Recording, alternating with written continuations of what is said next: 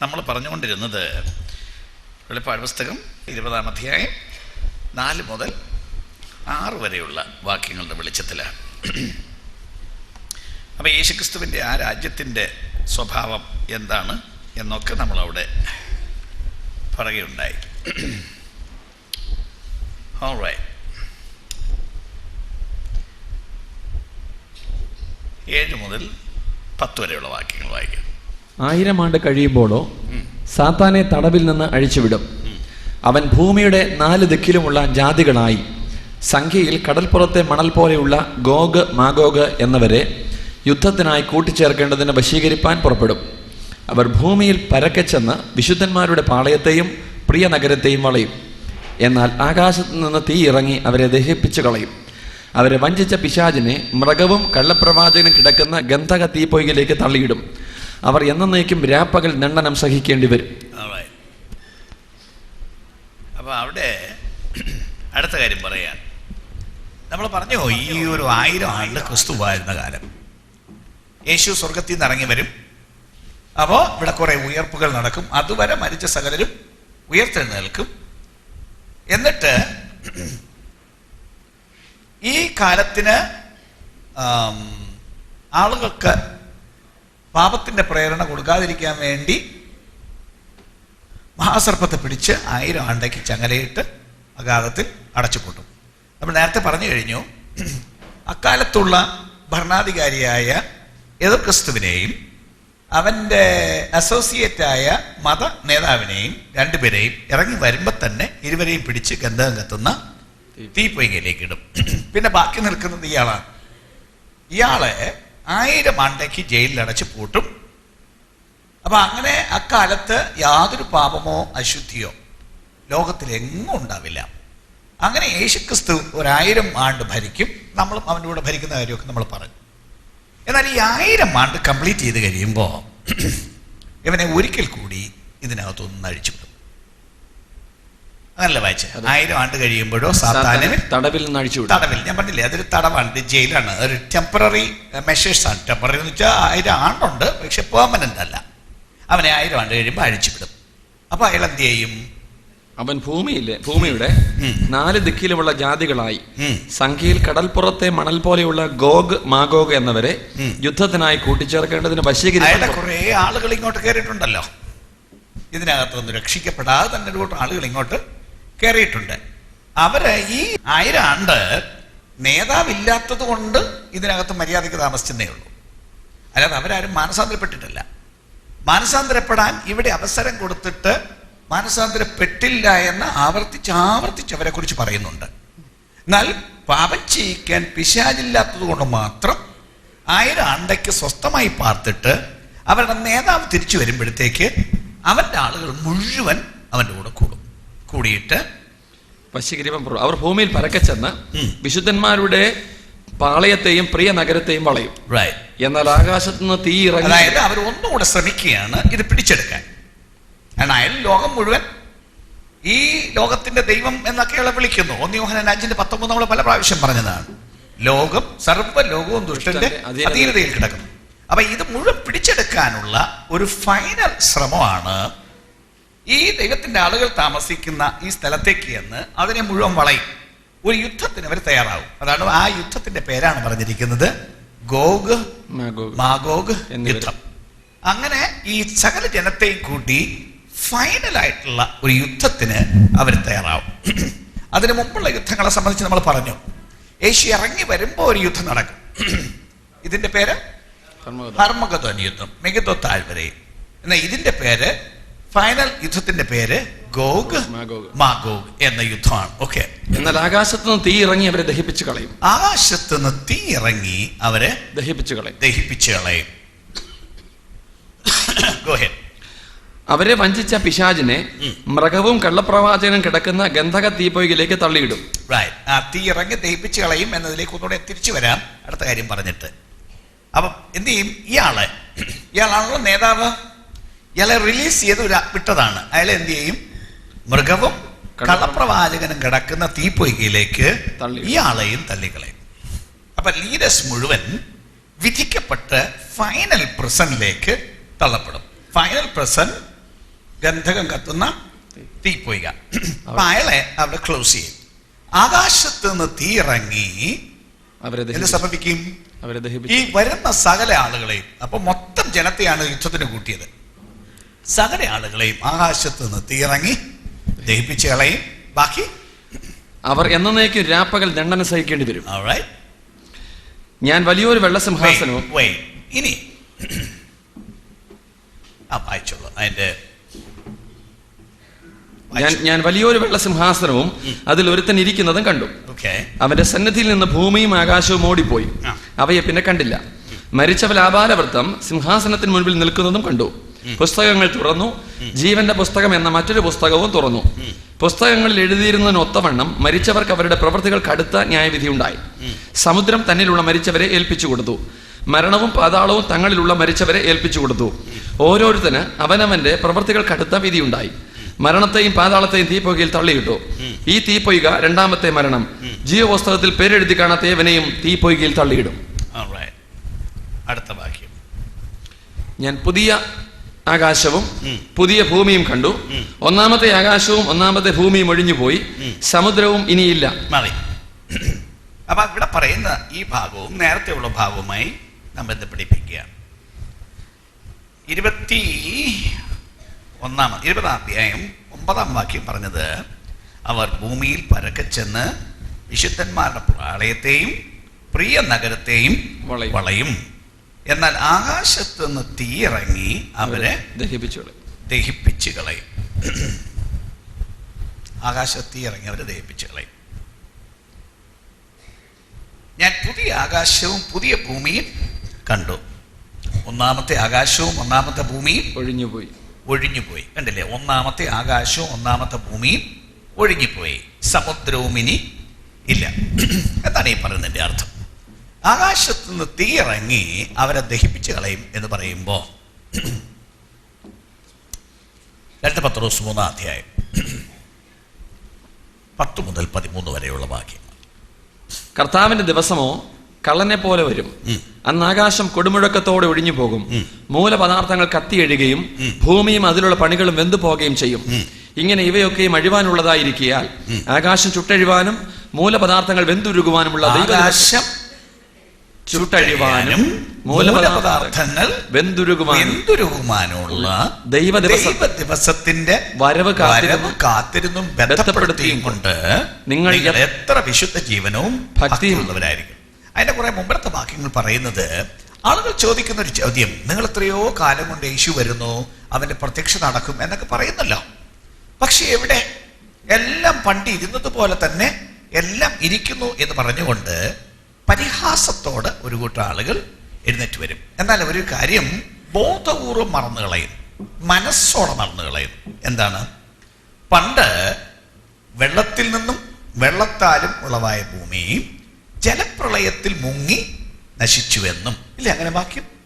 2 പത്രോസ് 3 അതിന്റെ മുമ്പിലത്തെ പേജിൽ. ഓക്കെ, 7-ാമത്തെ വാക്യം. ഇപ്പോഴത്തെ ആകാശവും അതിന് മുമ്പിലത്തെ പണ്ടത്തെ ആകാശവും വെള്ളത്തിൽ നിന്ന് വെള്ളത്താൽ ഉളവായ ഭൂമിയും പണ്ട് ദൈവത്തിന്റെ വചനത്താൽ ഉണ്ടായി എന്നും അതിനാൽ അന്നുള്ള ലോകം ജലപ്രളയത്തിൽ മുങ്ങി നശിച്ചു എന്നും. കണ്ടില്ലേ? ജലപ്രളയത്തിന്റെ ആ കാലത്ത്, നോഹയുടെ കാലത്ത് ജലപ്രളയത്തിൽ മുങ്ങി നശിച്ചു എന്നും ഇപ്പോഴത്തെ ആകാശവും ഭൂമിയും അതേ വചനത്താൽ തീക്കായി സൂക്ഷിച്ചും ന്യായവിധിയും ഭക്തികെട്ട മനുഷ്യരുടെ നാശവും സംഭവിക്കാനുള്ള ദിവസത്തേക്ക് കാത്തുമിരിക്കുന്നു എന്ന് ഇതിനു വേണ്ടി സൂക്ഷിച്ചു വെച്ചിരിക്കുകയാണ്. എന്തിന്? തീക്കായി സൂക്ഷിച്ചു വെച്ചിരിക്കുകയാണ്. ഭക്തികെട്ട മനുഷ്യരുടെ ന്യായവിധിക്കായി സൂക്ഷിച്ചു വെച്ചിരിക്കുകയാണ്. എന്നിട്ടാണ് പിന്നീട് പറഞ്ഞത്, ആകാശം ചുട്ടഴിവാനും ഭൂമിയും അതിലുള്ള പണികളും വെന്തുരുകുവാനുമുള്ള ദൈവ ദിവസത്തിന്റെ വരവ് കാത്തിരുന്നും ബന്ധപ്പെടുത്തിയും കൊണ്ട് ജീവിക്കണം. അപ്പൊ ഇതെല്ലാം കൂടെ തീക്കായിട്ട് ഒരുക്കി വെച്ചിരിക്കുകയാണ്. ഒരു സമയത്ത് ഭൂമിയെല്ലാം കൂടെ തീ പിടിക്കും എന്ന് പറഞ്ഞാൽ മനുഷ്യന് ഭ്രാന്താണെന്ന് പറയുമായിരുന്നു.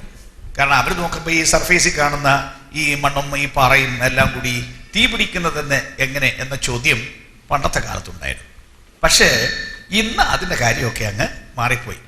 ഇന്നത്തെ ശാസ്ത്രത്തിൻ്റെ കണ്ടുപിടുത്തം അനുസരിച്ച് ഇൻഫാക്ട് ഇതിനകത്ത് തന്നെ എന്തുമാത്രം തീയാണ് ഇരിക്കുന്നത്. കണ്ടില്ലേ? എത്ര അഗ്നിപർവ്വതങ്ങൾ എന്നാൽ അത് മാത്രമല്ല, കുറേ കാലങ്ങൾക്ക് മുമ്പ്, ഒത്തിരി വർഷമായി, ഞാനൊരു പ്ലാനറ്റോറിയത്തിൽ പോയി. അപ്പോൾ ഈ ഗ്രഹങ്ങൾക്ക് എന്ത് സംഭവിക്കും, ഇതാണല്ലോ പ്ലാനറ്റോറിയത്തിലെ അവരുടെ ഷോ. പക്ഷെ അന്ന് അവർ കാണിച്ച show what will happen to the planets എന്ന് പറഞ്ഞൊരു ടൈറ്റിലാണ് അന്ന് അവർ കാണിച്ചത്. അപ്പോൾ ഞാനിങ്ങനെ ഈ പുസ്തകം പഠിപ്പിക്കുകയൊക്കെ ചെയ്യുന്ന ആളായതുകൊണ്ട് വളരെ ഞാൻ കീനായിട്ട് ശ്രദ്ധിച്ചുകൊണ്ടിരുന്നു. അപ്പൊ പറഞ്ഞതിന്റെ ചുരുക്കം ഇതാണ്, ഇതെല്ലാം ഇതിന്റെ ഭ്രമണപഥത്തിൽ ഇങ്ങനെ നിൽക്കുന്നു. ഇതിൽ ഒരെണ്ണത്തിന്റെ ഭ്രമണപഥം തെറ്റിയാൽ ഭയങ്കര അപകടമാവും. ഇത് എന്ന് വേറൊന്നിനെ ഇടിക്കും, അത് എന്ന് വേറൊന്നിനെ ഇടിക്കും, ഒരു കൂട്ട ഇടിയായിരിക്കും. ഇടിച്ചാൽ സംഭവിക്കുന്ന കാര്യം ഇതെല്ലാം കൂടെ ചുട്ടിച്ചാരമായി കുറെ ഭസ്മം മാത്രം അവശേഷിക്കും. ശാസ്ത്രം പറയുന്നു ദൈവം ഇതിനെ കൃത്യം അതിന്റെ സ്ഥാനത്ത് നിർത്തിയിരിക്കുന്നത് കൊണ്ട് ഇതെല്ലാം ഇങ്ങനെ പോകുന്നു. എന്നാൽ നിർത്തിയവന് ഒരു വാക്ക് പറഞ്ഞാൽ പോരെ ഒന്നിന്റെ സ്ഥാനം തെറ്റാൻ? ഒറ്റ വാക്കിന്റെ ആവശ്യമുള്ളൂ. സകലത്തെയും തന്റെ ശക്തിയുള്ള വചനത്താലാണ് ദൈവം നിയന്ത്രിക്കുന്നതും നിർത്തിയിരിക്കുന്നതും. ആ ഒരു വാക്ക് മറിച്ചു വരുമ്പോഴത്തേക്ക് ഇത് മുഴുവൻ ഇടിച്ച് തകർന്ന് എല്ലാം കൂടെ ഒരു തീഗോളമായി അവശേഷിക്കും. ഈ ഭൂമിയും അതിനുള്ള പണിയും വെന്തുരുകും, ആകാശവും ചുട്ടഴിയും. ദൈവത്തിന് ഇത് മൊത്തം ഒന്ന് മാറ്റണം. മാറ്റിയിട്ട് മൊത്തം ദൈവം പുതുതാക്കാൻ പോവാണ്.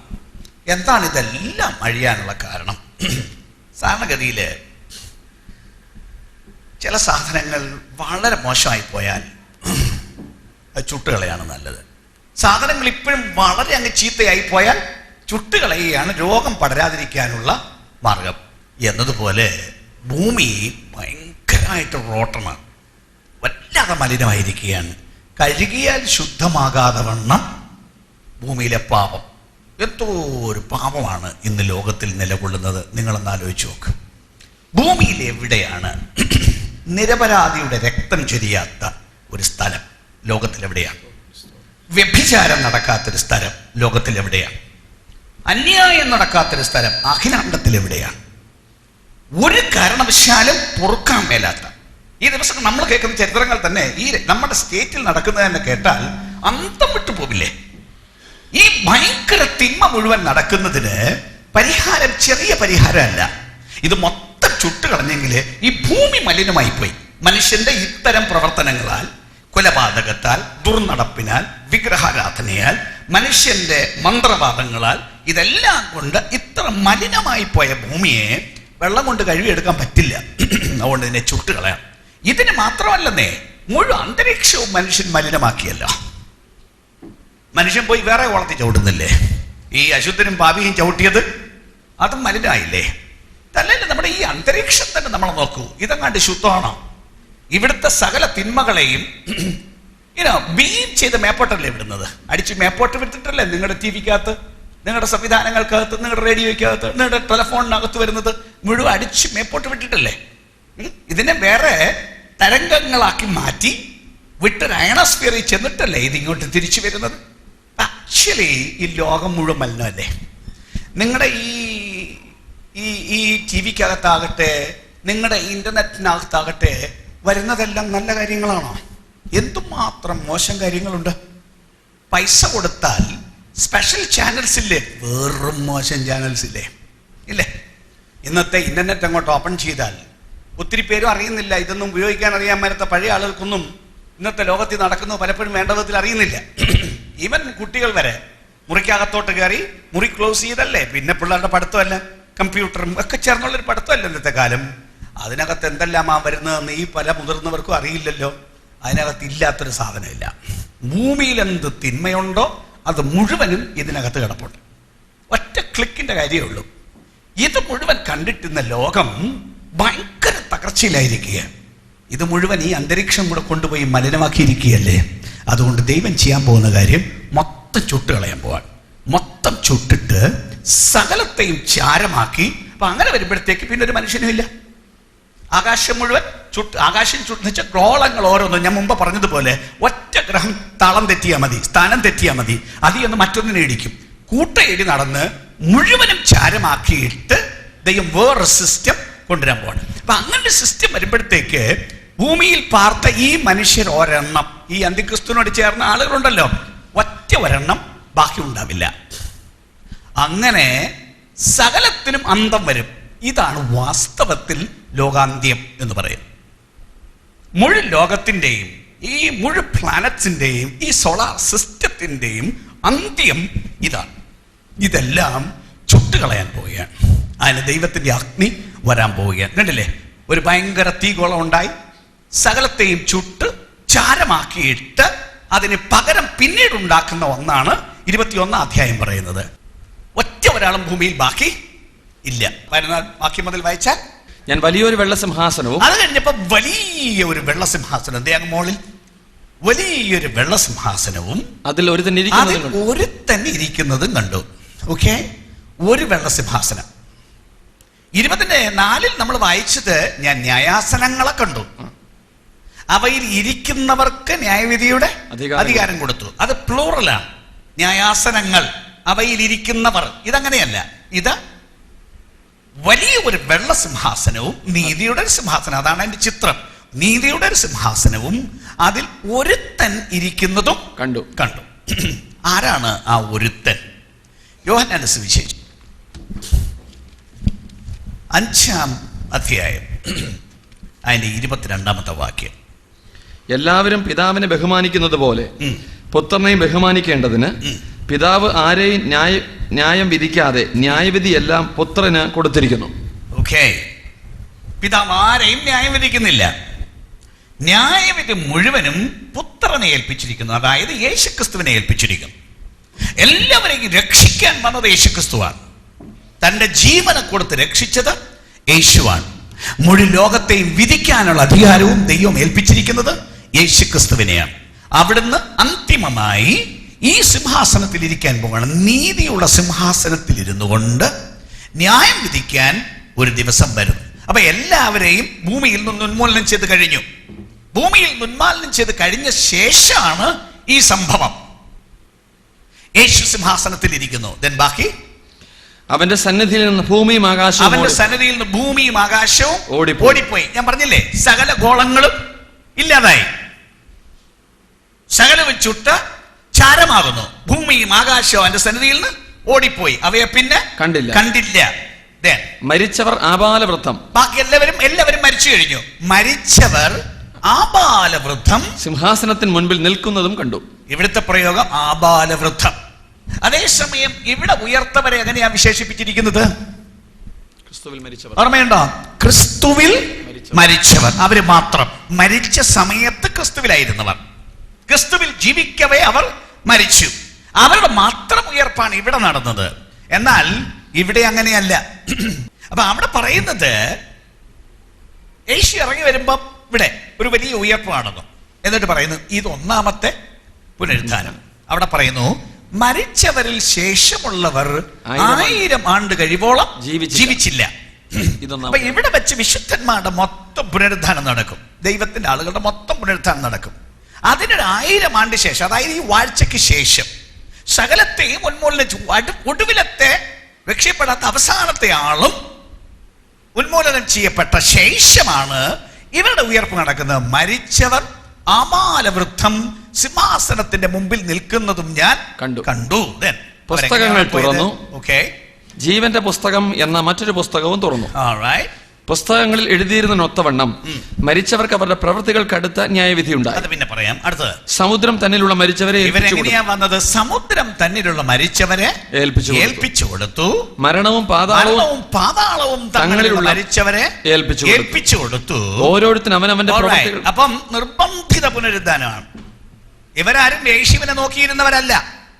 യേശുവിനെ എതിരേൽപ്പാൻ ഇവരാരും തയ്യാറുമല്ല. അങ്ങനെ ആളിനെ അഭിമുഖീകരിക്കേണ്ടി വരുമെന്ന് അവർ വിചാരിച്ചതുമല്ല.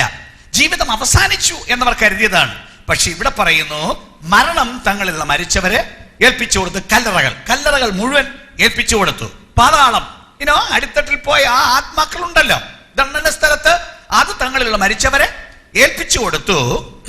പിന്നെ സമുദ്രം തന്നിലുള്ള മരിച്ചവരെ ഏൽപ്പിച്ചു കൊടുത്തു. എവിടെയെല്ലാം പോയി അവസാനിച്ചോ അവ മുഴുവനും തിരിച്ചങ്ങ് ഏൽപ്പിച്ചു കൊടുത്തു. ആ പ്രയോഗം കേട്ടാൽ ഇത്രയും കാലം നിന്നെ വെച്ചോണ്ടിരുന്നു, ഇനി നിന്നെ വെച്ചോണ്ടിരിക്കാൻ പറ്റില്ല. എൻ്റെ ഉടമസ്ഥൻ പറയുന്നു നിന്നെ ഞാൻ കൊടുക്കാൻ.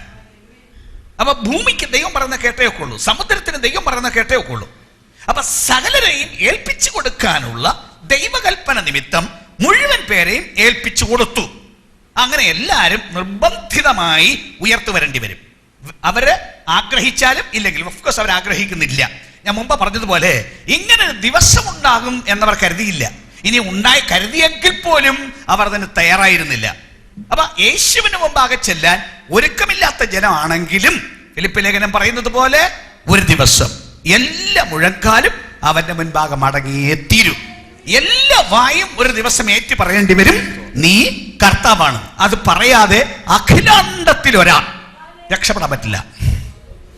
അവിടെ ജാതിയില്ല, അവിടെ മതമില്ല, അവിടെ കുലമില്ല, വർഗവർണ്ണ വ്യത്യാസമില്ല. ഭൂമിയിൽ ജനിച്ച ആരും ഒരു ദിവസം ഏറ്റു പറയണം, യേശുവേ നീ കർത്താവാണ്. രക്ഷയ്ക്കെന്ന് ഗുണമുണ്ടാവില്ല, പക്ഷേ നീയാണ് ഭരണാധികാരി, നീയാണ് ഉടമസ്ഥൻ എന്ന് സമ്മതിക്കേണ്ടി വരും. ഇനി മുമ്പത്തെ ഭാഗത്തിലേക്ക് തിരിച്ചു വരിക. എന്താ പറഞ്ഞത്? പുസ്തകങ്ങൾ തുറന്നു. ജീവന്റെ പുസ്തകം എന്ന മറ്റൊരു പുസ്തകവും തുറന്നു. പുസ്തകങ്ങളിൽ എഴുതിയിരുന്നതിനൊത്തവണ്ണം മരിച്ചവർക്ക് ഓരോരുത്തന് അവനവന്റെ പ്രവൃത്തികൾക്കടുത്ത ന്യായവിധിയുണ്ട്. അത്രയും കാര്യങ്ങൾ നോക്കാം. എന്താണ് പറയുന്നത്? പുസ്തകങ്ങൾ തുറന്നു. ജീവന്റെ പുസ്തകം എന്ന മറ്റൊരു പുസ്തകവും തുറന്നു, പുസ്തകങ്ങളിൽ എഴുതിയിരുന്നതിന് ഒത്തവണ്ണം. അപ്പൊ പുസ്തകങ്ങൾ തുറന്നു, ജീവന്റെ പുസ്തകം എന്ന മറ്റൊരു പുസ്തകവും തുറന്നു എന്ന് പറയുമ്പോൾ കുറഞ്ഞ പക്ഷം 3 പുസ്തകം കാണണമല്ലോ, മിനിമം. കൂടുതലുണ്ടാവാം, പക്ഷേ ആദ്യത്തെ പുസ്തകങ്ങൾ പ്ലൂറൽ അല്ലേ, ബഹുവചനമല്ലേ? ജീവന്റെ പുസ്തകം എന്ന മറ്റൊരു പുസ്തകമല്ലേ? അപ്പൊ ആദ്യത്തേത് തന്നെ ബഹുവചനമാണ്, മോർ ദാൻ വൺ. ജീവന്റെ പുസ്തകം എന്ന മറ്റൊരു പുസ്തകവും ഉണ്ട്. അപ്പൊ പുസ്തകങ്ങളിൽ എഴുതിയിരുന്നതിനൊത്തവണ്ണം. അപ്പോ കാര്യങ്ങൾ എഴുതിയ ഒരു പുസ്തകം ഉണ്ടെന്ന്, ഓരോരുത്തരുടെ പ്രവൃത്തികൾക്കടുത്ത വിധി. അപ്പൊ അവരുടെ പ്രവൃത്തി എഴുതിയ ഒരു പുസ്തകം അവിടെ ഉണ്ട് എന്നല്ലേ പറയുന്നതിന്റെ അർത്ഥം? എന്തായിരിക്കാം അവിടെ കാണുന്ന പുസ്തകങ്ങൾ എന്ന് ഒന്ന് പരിശോധിച്ചു നോക്കാം. മലാഖി പ്രവചനം 3-ാം അധ്യായം 16-ാമത്തെ വാക്യം. യഹോവ ഭക്തന്മാർ അന്ന് തമ്മിൽ സംസാരിച്ചു. യഹോവ ശ്രദ്ധ വെച്ച് കേട്ടു. യഹോവ ഭക്തന്മാർക്കും അവന്റെ നാമത്തെ സ്മരിക്കുന്നവർക്കും വേണ്ടി അവന്റെ സന്നിധിയിൽ ഒരു സ്മരണ പുസ്തകം എഴുതി വെച്ചിരിക്കുന്നു. സ്മരണ പുസ്തകമുണ്ട് ഓരോരുത്തരുടെയും. ഞാൻ ഇപ്പോഴത്തെ ഭാഷയിൽ പറഞ്ഞാൽ സർവീസ് ബുക്ക് ഒരെണ്ണോടുണ്ട്.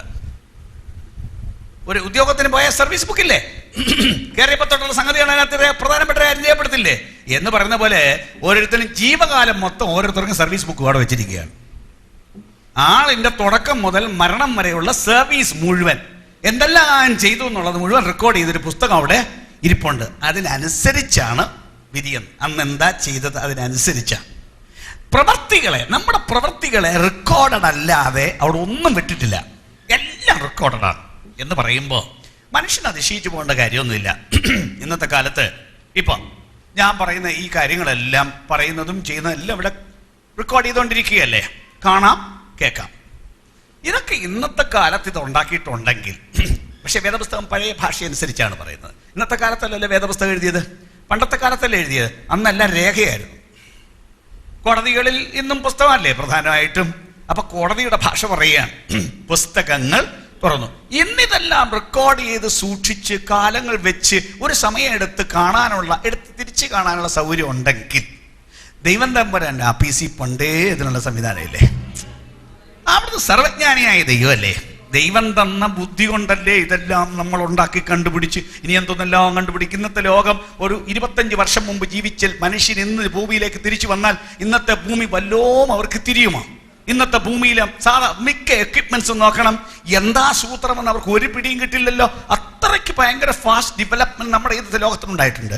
പക്ഷേ ഞാൻ ഒന്നുകൂടെ പറയുകയാണ്, ഈ വലിയ വലിയ നേട്ടങ്ങൾ ഉണ്ടാക്കിയ ഈ മനുഷ്യന്റെ ബുദ്ധി ഉണ്ടാക്കിയ ദൈവത്തിന്റെ പക്കൽ എല്ലാ റെക്കോർഡ്സും ഉണ്ട്. അപ്പൊ സകല വിവരങ്ങളും അവിടെ റെക്കോർഡഡാണ്. ഒന്നും റെക്കോർഡഡ് അല്ലാതെ പോവില്ല. ആ റെക്കോർഡ്സ് എടുത്തുകൊണ്ട് വരും.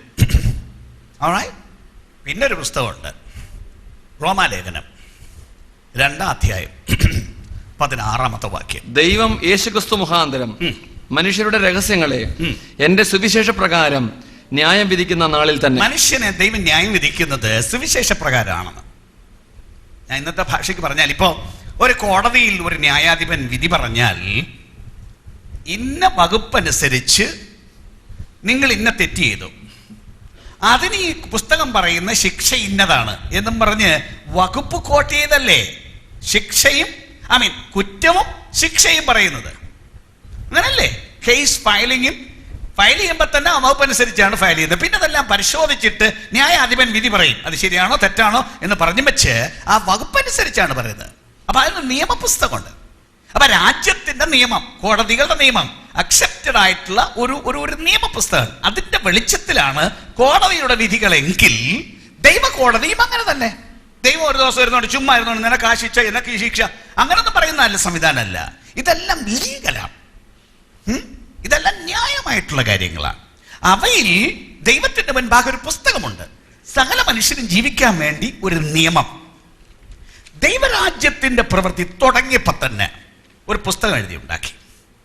ഇസ്രായേലിനെ ഒരു ജനമായിട്ട് എടുത്ത ഒരു സമയം മിസ്രൈമിൽ നിന്ന് അവരെ പുറപ്പെടുവിച്ചപ്പോഴല്ലേ, അന്നല്ലേ ഒരു ജാതിയായിട്ട് അവരെ ഓർഗനൈസ് ചെയ്തത്. അതിനു മുമ്പ് അവർ കൊച്ചു കുടുംബമായിരുന്നു.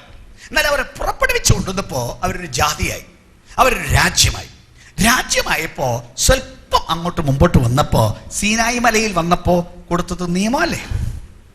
10 കൽപ്പനകൾ എഴുതി കൊടുത്തില്ലേ? 10 കൽപ്പന ദൈവം എഴുതി കൊടുത്തു എന്ന് മാത്രമല്ല, അതിന്റെ ഡീറ്റെയിൽസ്, ഫർദർ എക്സ്പ്ലനേഷൻസ് മോശയോട് പറഞ്ഞിട്ട് മോശ അതെല്ലാം കൂടെ എഴുതി ഉണ്ടാക്കി. അപ്പൊ ഒരു വലിയ പുസ്തകമായിരുന്നു അത്. പുറപ്പാട് പുസ്തകം മുഴുവൻ അതാണ്, ആവർത്തന പുസ്തകം അതാണ്. ഒത്തിരി വിശദീകരണങ്ങൾ അതിനകത്തുണ്ട്. ഞാൻ ഒന്നുകൂടെ പറയാണ്, ദൈവം എഴുതി കൊടുത്ത 10 കൽപ്പനയും പിന്നെ മോശയോട് പറഞ്ഞു കൊടുത്ത ബാക്കി കാര്യങ്ങളും ചേർത്ത് നീണ്ട വിശദീകരണത്തിൽ അവർക്കൊരു നിയമപുസ്തകം ഉണ്ടാക്കി കൊടുത്തു. അതാണ് അവരുടെ കോഡ് ഓഫ് കോണ്ടാക്ട്. അതിനനുസരിച്ച് വേണം അവര് ജീവിക്കാൻ. അതാണ് അവരുടെ നിയമപുസ്തകം. പുതിയ നിയമത്തിൽ വന്നപ്പോ കർത്താവ് താൻ പറഞ്ഞു തുടങ്ങിയത്, എബ്രായലേഖൻ 2-1 വാക്യം, ദൈവം അത്ഭുതങ്ങളാലും അടയാളങ്ങളാലും വിവിധ വീര്യപ്രവർത്തികളാലും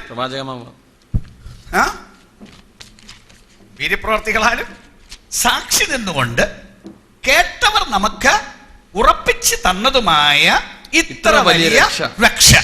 അപ്പൊ ദൈവം പറഞ്ഞു തുടങ്ങി, തന്റെ പുത്രൻ വന്ന് അത്ഭുതങ്ങളും അടയാളങ്ങളും വീര്യപ്രവർത്തികളും ചെയ്ത് പറഞ്ഞു, തന്റെ ദാസന്മാരെ കൊണ്ട് പറയിച്ചു, അത് മുഴുവൻ രേഖപ്പെടുത്തി. ദൈവം സാക്ഷി നിന്നു, സുവിശേഷം എഴുതി കയ്യിൽ തന്നു, ലേഖനങ്ങൾ എഴുതി തന്നു. അന്നേ വിളിച്ചു പറഞ്ഞു, ഞങ്ങൾ നിങ്ങളോട് പറഞ്ഞതിന് വിപരീതമായി ഞങ്ങളാകട്ടെ സ്വർഗത്തിലൊരു ദൂതനാകട്ടെ നിങ്ങളോട് സുവിശേഷം അറിയിച്ചാൽ അവൻ ശപിക്കപ്പെട്ടവൻ എന്ന് പറഞ്ഞ് കൃത്യമായ വചനം എഴുതി കയ്യിൽ തന്നു. നമുക്ക് മനസ്സിലാകുന്ന ഭാഷയിൽ എഴുതി കയ്യിൽ തന്നു. അന്ത്യകാലത്ത് ഇത് സംഭവിക്കുമെന്ന് വരെ ഈ യോഹന്നാൻ അപ്പോസ്തലൻ മുഖാന്തരം വെളിപ്പാടുണ്ടായി. അത് മുഴുവൻ അവനെ കൊണ്ട് എഴുതിപ്പിച്ച്, ഞാൻ ഭാവി അറിഞ്ഞില്ല, അയ്യോ ഇങ്ങനെ അറിഞ്ഞിരുന്നെങ്കിൽ ഞാൻ രക്ഷപ്പെട്ടേനെ എന്ന് ആരും പറയാതിരിക്കാൻ വേണ്ടി ഈ അന്ത്യകാലത്ത് വരെ സംഭവിക്കാനുള്ള സകലവും അവന്റെ കണ്ണിന് കാണിച്ചു കൊടുത്ത് അതും എഴുതിച്ചു വെച്ച് ഇത് മുഴുവൻ മനുഷ്യന് കൊടുത്തു എന്ന് മാത്രമല്ല, ഓരോ ദേശങ്ങൾക്കും ഇത് കിട്ടാൻ വേണ്ടി ദൈവം ആളുകളുടെ ഹൃദയത്തിൽ പ്രേരണ കൊടുത്ത് എന്തുമാത്രം ട്രാൻസ്ലേഷൻസ് ഇതിനുണ്ടായി. ഇന്നും ഇതിന്റെ അവൈലബിലിറ്റി നിങ്ങൾ നോക്കൂ. നിങ്ങൾ ഇത്രയും വലിപ്പമുള്ള ഒരു ടെക്സ്റ്റ് ബുക്ക് നിങ്ങൾക്ക് പള്ളുകുടുത്തി പോകാൻ വാങ്ങിക്കണമെങ്കിൽ, നിങ്ങൾക്ക് കോളേജിൽ ഇത്രയ്ക്കുള്ള വലിപ്പമുള്ള ഒരു ടെക്സ്റ്റ് ബുക്ക് വാങ്ങണമെങ്കിൽ എത്ര രൂപ കൊടുക്കണം? Minimum 700 rupees. ബൈബിൾ വാങ്ങിക്കാൻ എത്ര രൂപ? 100 രൂപ. എത്രയല്ലേ ഉള്ളൂ? ഒരു കൂലിപ്പണിക്കാരൻ്റെ ഒരു ദിവസത്തെ ശമ്പളം 400 രൂപ. അപ്പൊ 400 രൂപ കൂലിപ്പണിക്ക് പണി ചെയ്താൽ കിട്ടുന്നവന് 100 രൂപ കൊടുത്താൽ വാങ്ങാവുന്ന ഒരു പുസ്തകം അല്ലേ? ഇത്ര ചെറിയ പണത്തിന് ലഭ്യമാക്കി നല്ല പ്രായമുള്ള അമ്മച്ചിക്ക് വായിച്ച് ഏൽപ്പിച്ചുകൂടെ? വായിക്കാൻ മേലാത്ത അമ്മച്ചിക്ക്, വലിയ ഭാഷകളൊന്നും അറിയില്ല, വായിച്ച് ഏൽപ്പിച്ചു കൊടുക്ക്. അവർക്കും തിരിയുന്ന ഭാഷയിലല്ലേ ഈ പുസ്തകം എഴുതിയിരിക്കുന്നത് അല്ലേ? ഇതിനകത്ത് എല്ലാം അങ്ങ് ഭയങ്കര ആഴങ്ങൾ അറിയുന്നു എന്നല്ലേ പറഞ്ഞത്. ഞാൻ പറഞ്ഞ സർഫേസ് മീനിങ്, ഏത് വ്യക്തിക്കും മനസ്സിലാകുന്ന ഇത്ര ലളിത ഭാഷയിൽ ഇത് മുഴുവൻ പറഞ്ഞിട്ട് തന്നെയല്ല, കുറെ മനുഷ്യരെ ദൈവം വേറൊരു പണിക്ക് വിടാതെ ഇതിനകത്ത് പറഞ്ഞു വിട്ടു. ഞങ്ങളും ആരോഗ്യമുണ്ടായിരുന്നു ചെറുപ്പകാലത്ത്. ഇപ്പോഴും ആരോഗ്യത്തിന് വലിയ കുഴപ്പമൊന്നുമില്ല. പക്ഷേ വേറൊരു പടിക്ക് ഞങ്ങളെ വിട്ടില്ല. ഇതിന് പോണമെന്ന് പറഞ്ഞു. ഞങ്ങൾ പറഞ്ഞു യെസ്, ദാറ്റ്സ് ഇറ്റ്, റൈറ്റ്. പഠിക്കാൻ മോശമായതുകൊണ്ടൊന്നും ഈ പണിക്കിറങ്ങിയതല്ല. ഓരോരോ സന്ദർഭങ്ങളുണ്ടായി. നിർണായകമായ സമയങ്ങൾ ഞങ്ങൾക്കൊക്കെ ജീവിതത്തിലുണ്ടായി. എന്ത് വേണം എന്ന് തീരുമാനിക്കാൻ ചില സമയങ്ങൾ വന്നു. ഞങ്ങൾ പറഞ്ഞു, കർത്താവേ അങ്ങ് എന്ത് പറഞ്ഞാലും റെഡി, ദാറ്റ്സ് ഇറ്റ്. അങ്ങനെയാണ് ഞങ്ങൾ ഇവിടെ നിൽക്കുന്നത്. ഈ രാജ്യത്തും ഞങ്ങൾ നിൽക്കാൻ കാരണം അങ്ങനത്തെ സംഗതി കൊണ്ടാണ്. ദൈവം ഞങ്ങളെ ഇതിനു വേണ്ടി എടുത്തു. ഒരു തടസ്സവും പറയാതെ, ഒരു ബാർഗൈനും ഇല്ലാതെ പറഞ്ഞ മാത്രയിൽ ഇറങ്ങി പുറപ്പെട്ടു. എന്നെ പോലെ എത്രയെത്ര ലക്ഷം ലക്ഷം ലക്ഷം മനുഷ്യരെ ദൈവത്തിന് വേണ്ടി വിളിച്ചു. അവരതിന് തയ്യാറായി. എന്തിന്? ഇതുകൊണ്ട് ദൈവത്തിന് മനുഷ്യരെ രക്ഷിക്കണം. ഈ സത്യം മനുഷ്യനറിയാം. അതിന്റെ ദൈവത്തിന്റെ ആഗ്രഹമാണ് എന്നെയും എന്നെ പോലുള്ള മനുഷ്യരെയും വേറൊരു പണിക്ക് വിടാതെ ദൈവം ഇതിനകത്ത് വിളിച്ചാക്കിയത്. അപ്പൊ ദൈവത്തിന്റെ ആഗ്രഹം നോക്കൂ, എല്ലാവരും രക്ഷിക്കപ്പെടണം. മനുഷ്യർക്ക് എല്ലാവർക്കും ഇഷ്ടമുണ്ടായിട്ടാണോ ഈ ദൂത് പോയി പറയുന്നത്? തെരുവിൽ പോയി പറഞ്ഞ എല്ലാവരും കമാൺ, വെരി ഗുഡ്, ഇനിയും വരണം എന്നെല്ലാരും പറയാറുണ്ടോ? ഇല്ലല്ലോ. അടിക്കാറില്ലേ? ആട്ടിപ്പായിക്കാറില്ലേ? പലരെ കൊന്നിട്ടില്ലേ? ഇന്നും അനേകം ഭീഷണികൾ ദിവസവും ഇതിന്റെ മുമ്പിലില്ലേ? പിന്നെയും ഞങ്ങൾ എന്തിനായി പറയുന്നത്? രക്ഷിക്കപ്പെടുവാൻ ആകാശത്തിന്റെ കീഴിൽ മനുഷ്യരുടെയിൽ നൽകപ്പെട്ട ഈ നാമമല്ലാതെ മറ്റൊരു നാമം ഇല്ല. അതുകൊണ്ട് ഇത് വിളിച്ചു പറയും. ഇത്രയും വിളിച്ചു പറഞ്ഞിട്ട് പണ്ട് മനുഷ്യൻ റേഡിയോ ശ്രദ്ധിക്കുന്നവനല്ലേ കുറെ കാലങ്ങൾക്ക് മുമ്പ്? അതിനകത്ത് ഈ ദൂതുണ്ടായിരുന്നല്ലോ. ചാനൽസ് പലതും മാറി മാറി നിങ്ങൾ തിരിച്ചു നോക്കിയല്ലോ. അന്ന് ആ സുവിശേഷത്തിന്റെ ചാനൽ കേട്ടുകൂടെ? ഇന്ന് സുവിശേഷം പറയുന്ന ചാനൽ ആളുകളുടെ ടി വിയിലില്ലേ? എത്ര എണ്ണം തിരിച്ചു വിടുന്നു. ഒരു രസമുള്ളത് കാണാൻ ഇരുന്ന് ആ റിമോട്ട് കൺട്രോളും കൊണ്ടിരുന്ന് അങ്ങോട്ട് മാറ്റി ഇങ്ങോട്ട് മാറ്റി എല്ലാം മാറ്റുന്നുണ്ടല്ലോ. ആ സുവിശേഷത്തിന്റെ ചാനൽ വരുമ്പോൾ അതൊന്ന് കേൾക്കാൻ നിങ്ങൾക്ക് ബാധ്യതയില്ലായിരുന്നുവോ? അത് അതിനകത്ത് കിടപ്പുണ്ടല്ലോ. ഒരിക്കലും ഇത് ശ്രദ്ധിക്കാതെ പോയാൽ മനുഷ്യന് രക്ഷപ്പെടാൻ എന്താ വഴി? ഇത് തന്നിരുന്നു, അന്വേഷിക്കണമായിരുന്നു. നിങ്ങളുടെ പുറകെ കൊണ്ടുവന്ന് തരുന്ന നിർബന്ധമൊന്നുമില്ല. ഓഫ് കോഴ്സ് ഞങ്ങളുടെ മേലെ നിർബന്ധം ഉണ്ട്, എങ്കിലും you cannot demand it, you cannot claim it. നിങ്ങൾക്ക് ഈ രാജ്യത്ത് ജീവിക്കണോ? ഈ രാജ്യത്തിന് നിയമം നിങ്ങൾ അറിയണം. നിങ്ങളുടെ ജോലിയാണ്, സർക്കാരിന്റെ ജോലിയല്ല നിങ്ങളെ വന്ന് നിയമം പഠിപ്പിക്കുക എന്നുള്ളത്. നിങ്ങൾക്ക് രാജ്യത്ത് വണ്ടി ഓടിക്കണമെങ്കിൽ ആദ്യം പോയി ഡ്രൈവിംഗിന്റെ നിയമം പഠിക്കണം. പഠിച്ചിട്ട് വേണം വണ്ടിയും കൊണ്ട്. ഈവൻ ഇപ്പൊ ലേണേഴ്സ് ഇത് എടുത്തു കഴിഞ്ഞിട്ട് ലേണർ പെർമിറ്റ് പോലും കൊടുക്കുള്ളൂ അല്ലേ? അതല്ലേ? റൈറ്റ്. കാരണം വണ്ടി കൊണ്ട് റോഡിൽ ഇറങ്ങുന്നതിന് മുമ്പ് നിയമം അറിയണം. സാറേ ഇതൊന്നും എനിക്കറിയാൻ മേലായിരുന്നൊന്നും പറഞ്ഞാൽ രക്ഷപ്പെടാൻ മാർഗമൊന്നുമില്ല. അപ്പോ മനുഷ്യന്റെ ജോലിയാണ് രാജ്യത്ത് ജീവിക്കണോ, രാജ്യത്തിന്റെ നിയമം പഠിക്കണം. അതിന് സർക്കാർ വേറെ ആളെ നിയമിച്ചിട്ടുമല്ലോ നിങ്ങളെ പഠിപ്പിച്ചു തരാൻ. വേണേ പഠിക്കണം. മേലോക സർക്കാർ ഞങ്ങളെപ്പോലുള്ളവരെ പറഞ്ഞു വിട്ടിരിക്കുകയാണ്. ഇനി ഞങ്ങൾ പറഞ്ഞില്ലെങ്കിൽ കേൾക്കാനുള്ള ബാധ്യത മനുഷ്യനുണ്ട്. അതുകൊണ്ട് വചനം പറഞ്ഞു, എന്റെ സുവിശേഷ പ്രകാരം മനുഷ്യനെ ഒരു ദിവസം ന്യായം വിധിക്കും. നിങ്ങൾ അംഗീകരിച്ചാലും ശരി അംഗീകരിച്ചില്ലെങ്കിലും ശരി, വിധിക്കുന്ന പുസ്തകം ഈ പുസ്തകമാണ്. ഇതാണ് ദൈവം മനുഷ്യനെ വിധിക്കാൻ വെച്ചിരിക്കുന്ന നിയമ പുസ്തകം.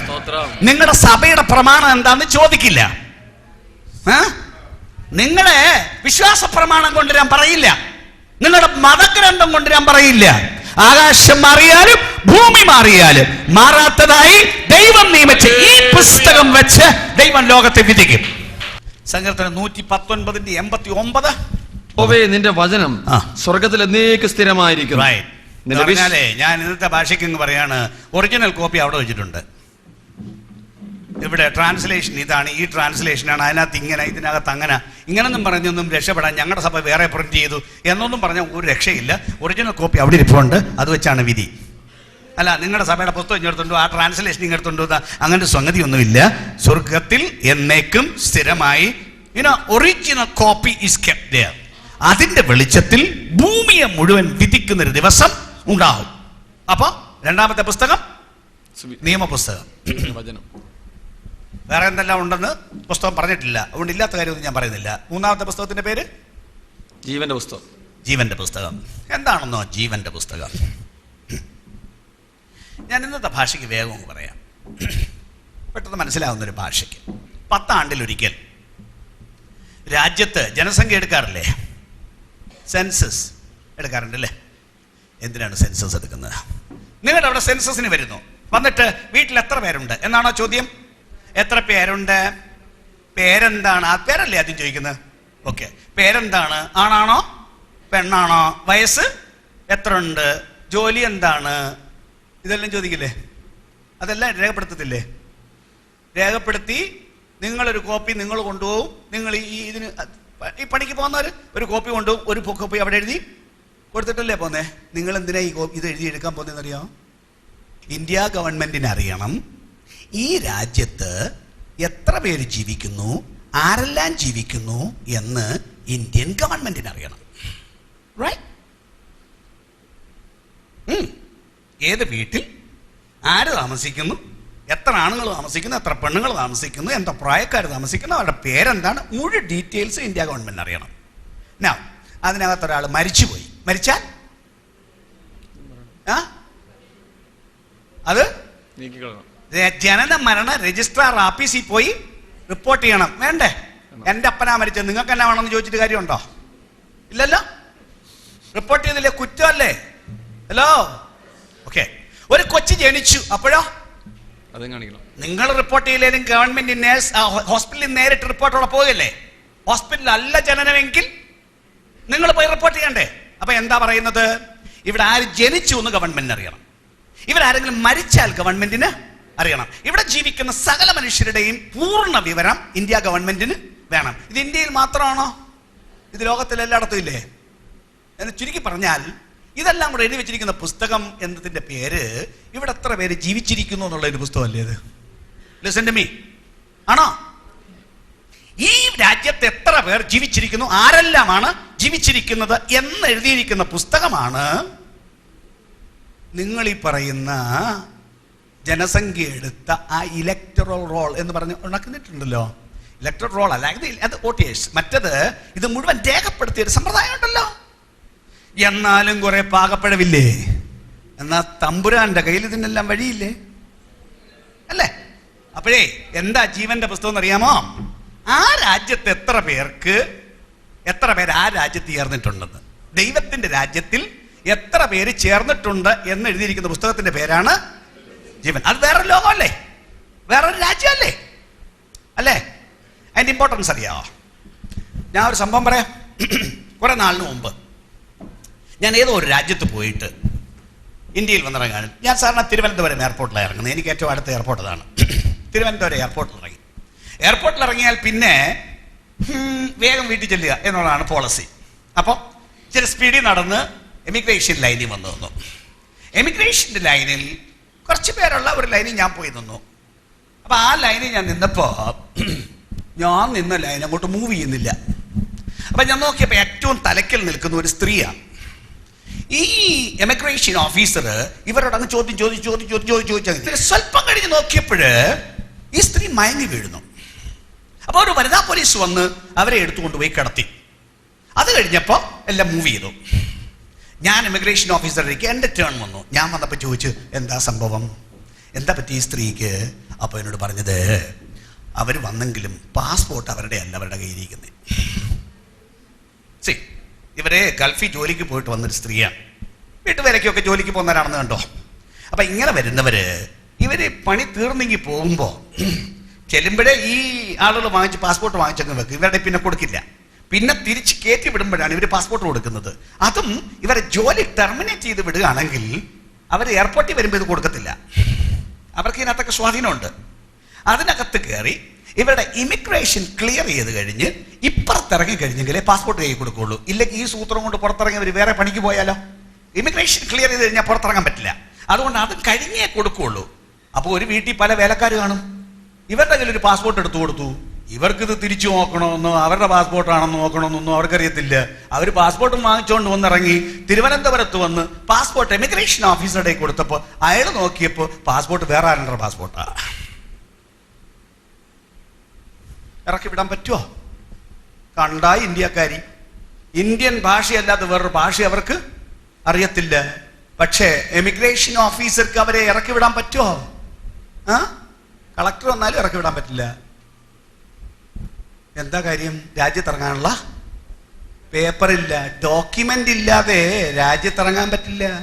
ഇന്ത്യക്കാരിയാണെങ്കിൽ അതിന്റെ പാസ്പോർട്ട് വേണം, വേറെ രാജ്യക്കാരാണെങ്കിൽ വീസ വേണം. നമ്മൾ പറയുന്ന രാജ്യം വേറൊരു രാജ്യമല്ലേ? നമ്മുടെ രാജ്യത്ത് വേറൊരിടത്ത് പോയിട്ട് ഇവിടെ വന്ന് ഇറങ്ങണമെങ്കിൽ പാസ്പോർട്ട് വേണം. അപ്പോ സ്വർഗത്തിൽ പോകണമെങ്കിൽ അതിന് പാസ്പോർട്ട് വേണ്ടേ? വേണ്ടേ? അപ്പൊ അതിന് പാസ്പോർട്ട് എടുക്കണം. പാസ്പോർട്ട് എടുക്കണമെങ്കിൽ ആപ്ലിക്കേഷൻ കൊടുക്കണം.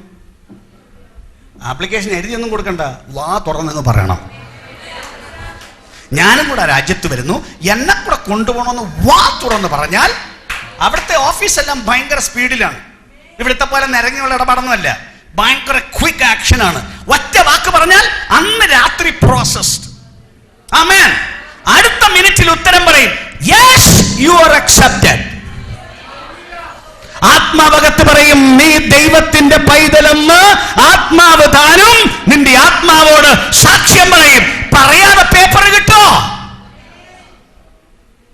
ഇതാണ് ജീവന്റെ പുസ്തകം. ആ രാജ്യത്ത് പോണമോ? ആ രാജ്യത്തിന്റെ സർക്കാരിനോട് ആവശ്യപ്പെടണം, എന്നെ കൂടെ ചേർക്കണം. അപ്പോൾ നിങ്ങൾ ആ രാജ്യത്ത് ജനിച്ചു. അതല്ലേ സംഭവം? നിങ്ങൾ ആ രാജ്യത്ത് ജനിച്ചു. നിങ്ങൾ അവിടെ ജനിച്ചതിനാൽ അവിടുത്തെ പുസ്തകത്തിൽ പേരെഴുതും. ഈ ജീവപുസ്തകം തുറക്കും. ദൈവത്തിന്റെ എല്ലാം ഭയങ്കര orderly, very organise, highly systematic അല്ലേ? ഓക്കെ, നോക്കി വെച്ച് പറയണം, നിന്റെ പേര് ഇതിനകത്ത് ഇല്ല, അതുകൊണ്ട് ജയിലിൽ കൊണ്ടുവരണമെന്ന്. അവരെ ജയിലിലോട്ടേ കൊണ്ടുപോകാൻ പറ്റുള്ളൂന്നേ. പാസ്പോർട്ടിന്റെ ക്ലിയറൻസ് വന്നെങ്കിലേ പുറത്തിറക്കി വിടാൻ പറ്റുള്ളൂ, ജയിലിലേ അവരെ കൊണ്ടുപോകാൻ പറ്റുള്ളൂ. ഇതാണ് ഇവിടെ സംഭവിക്കുന്നത്. ജീവപുസ്തകത്തിൽ പേരെഴുതി കാണാത്ത ഏവനെയും ജയിലിലിടും. ആ ജയിലിന്റെ പേര് തീപ്പൊയ്ക. Alright, we will come to it. Amen. അപ്പൊ ഓർക്കൂ, വാ തുറന്ന് വിളിച്ചു പറയണം, എന്റെ പാപം ക്ഷമിക്കണമേ. അതുകൊണ്ട് തീരില്ല, സ്നാനമേൽക്കണം, എങ്കിലേ നിങ്ങൾ രക്ഷിക്കപ്പെടുകയുള്ളൂ. അത്രയും പോലെ ആ രാജ്യത്ത് ജീവിക്കണമെങ്കിൽ നല്ല ശക്തി വേണം. ശക്തി തരാൻ ദൈവം തയ്യാറാണ്. ഇതിനകത്ത് പിശാചിനെ ജയിച്ചു വേണം ജീവിക്കാൻ. ജീവിതം അത്ര ലളിതമല്ല, അത്ര നിസ്സാരമല്ല. ഇത് പിശാചിന്റെ ലോകവുമായിട്ടുള്ള ഭയങ്കര യുദ്ധമാണ്. പക്ഷെ ഈ യുദ്ധത്തിൽ പേടിക്കേണ്ട കാര്യമില്ല. ജയം യേശു നമുക്ക് വേണ്ടി സമ്പാദിച്ചിട്ടുണ്ട്. അത് വാങ്ങണം. പക്ഷേ അത് നല്ല ഇടിയാണ്, ആഞ്ഞിടിയാണ്. പിശാച് ആഞ്ഞിടിക്കാൻ വരും, ഓരോ ദിവസവും തകർക്കാൻ വരും. അതിന്റെ നടുവിൽ നിൽക്കാൻ ഒരു ഭയങ്കര ശക്തിയുടെ റിലീസ് സ്വർഗത്തിൽ ഉണ്ടാവും. അതിന്റെ പേര് പരിശുദ്ധാത്മാവെന്നാണ്. അതിന്റെ ദാനമുണ്ട്, അതിന്റെ വാഗ്ദത്തമുണ്ട്. വാഗ്ദത്തം നിങ്ങൾക്കും നിങ്ങളുടെ മക്കൾക്കും നമ്മുടെ ദൈവമായ കർത്താവ് വിളിച്ചു വരുത്തുന്ന ദൂരസ്ഥന്മാരായ ഏവർക്കുമുള്ളതാണ്. അതങ്ങോട്ട് പ്രാപിച്ച് ബലത്തോട് നേരെ വരും നിൽപ്പിനാൽ. ആമേൻ. പിശാച് വലിയ ശക്തിയോടെ വരും, വലിയ വർത്തമാനമൊക്കെ വലിച്ചു പറയും. നിങ്ങൾ ഒരു ചവിട്ട് മുമ്പോട്ട് ചവിട്ടി ഒരു വിരട്ട് വരുത്തുമ്പം ഇയാൾ തിരിച്ചോടും. നിങ്ങളെ ഇടിച്ച് ഇപ്പൊ തെളിയിടുമെന്ന് പറഞ്ഞാൽ ഇങ്ങോട്ട് കയറി വരുന്നത്, തിരിച്ചൊന്ന് നിൽക്കാൻ നിങ്ങൾ തയ്യാറുണ്ടോ? അവൻ തിരിച്ചോടും. അതിനുള്ള ബലം വേണം. ഇത് ആത്മലോകം, നിസ്സാര ലോകമല്ല. ഒരു ദിവസം രക്ഷിക്കപ്പെട്ടുകൊണ്ട് തീരുന്ന ലോകമല്ലിത്. പിശാചിനോട് പൊരുതി അവന്റെ കോട്ടകളെ ഇടിച്ച് അവന്റെ രാജ്യത്തിന്റെ പ്രവൃത്തികളെ തകർത്ത് സ്വർഗരാജ്യത്തിന്റെ മഹത്വം വെളിപ്പെടുത്തുന്ന അത്ഭുതകരമായ പ്രതിഭാസമാണ് ആത്മീക ജീവിതം. ആമേൻ. ഭയങ്കര പത്യമുള്ള ജീവിതമാണ് ആത്മജീവിതം. കാരണം ഈ ലോകം, ഈ രാജ്യം, it's A very special kingdom.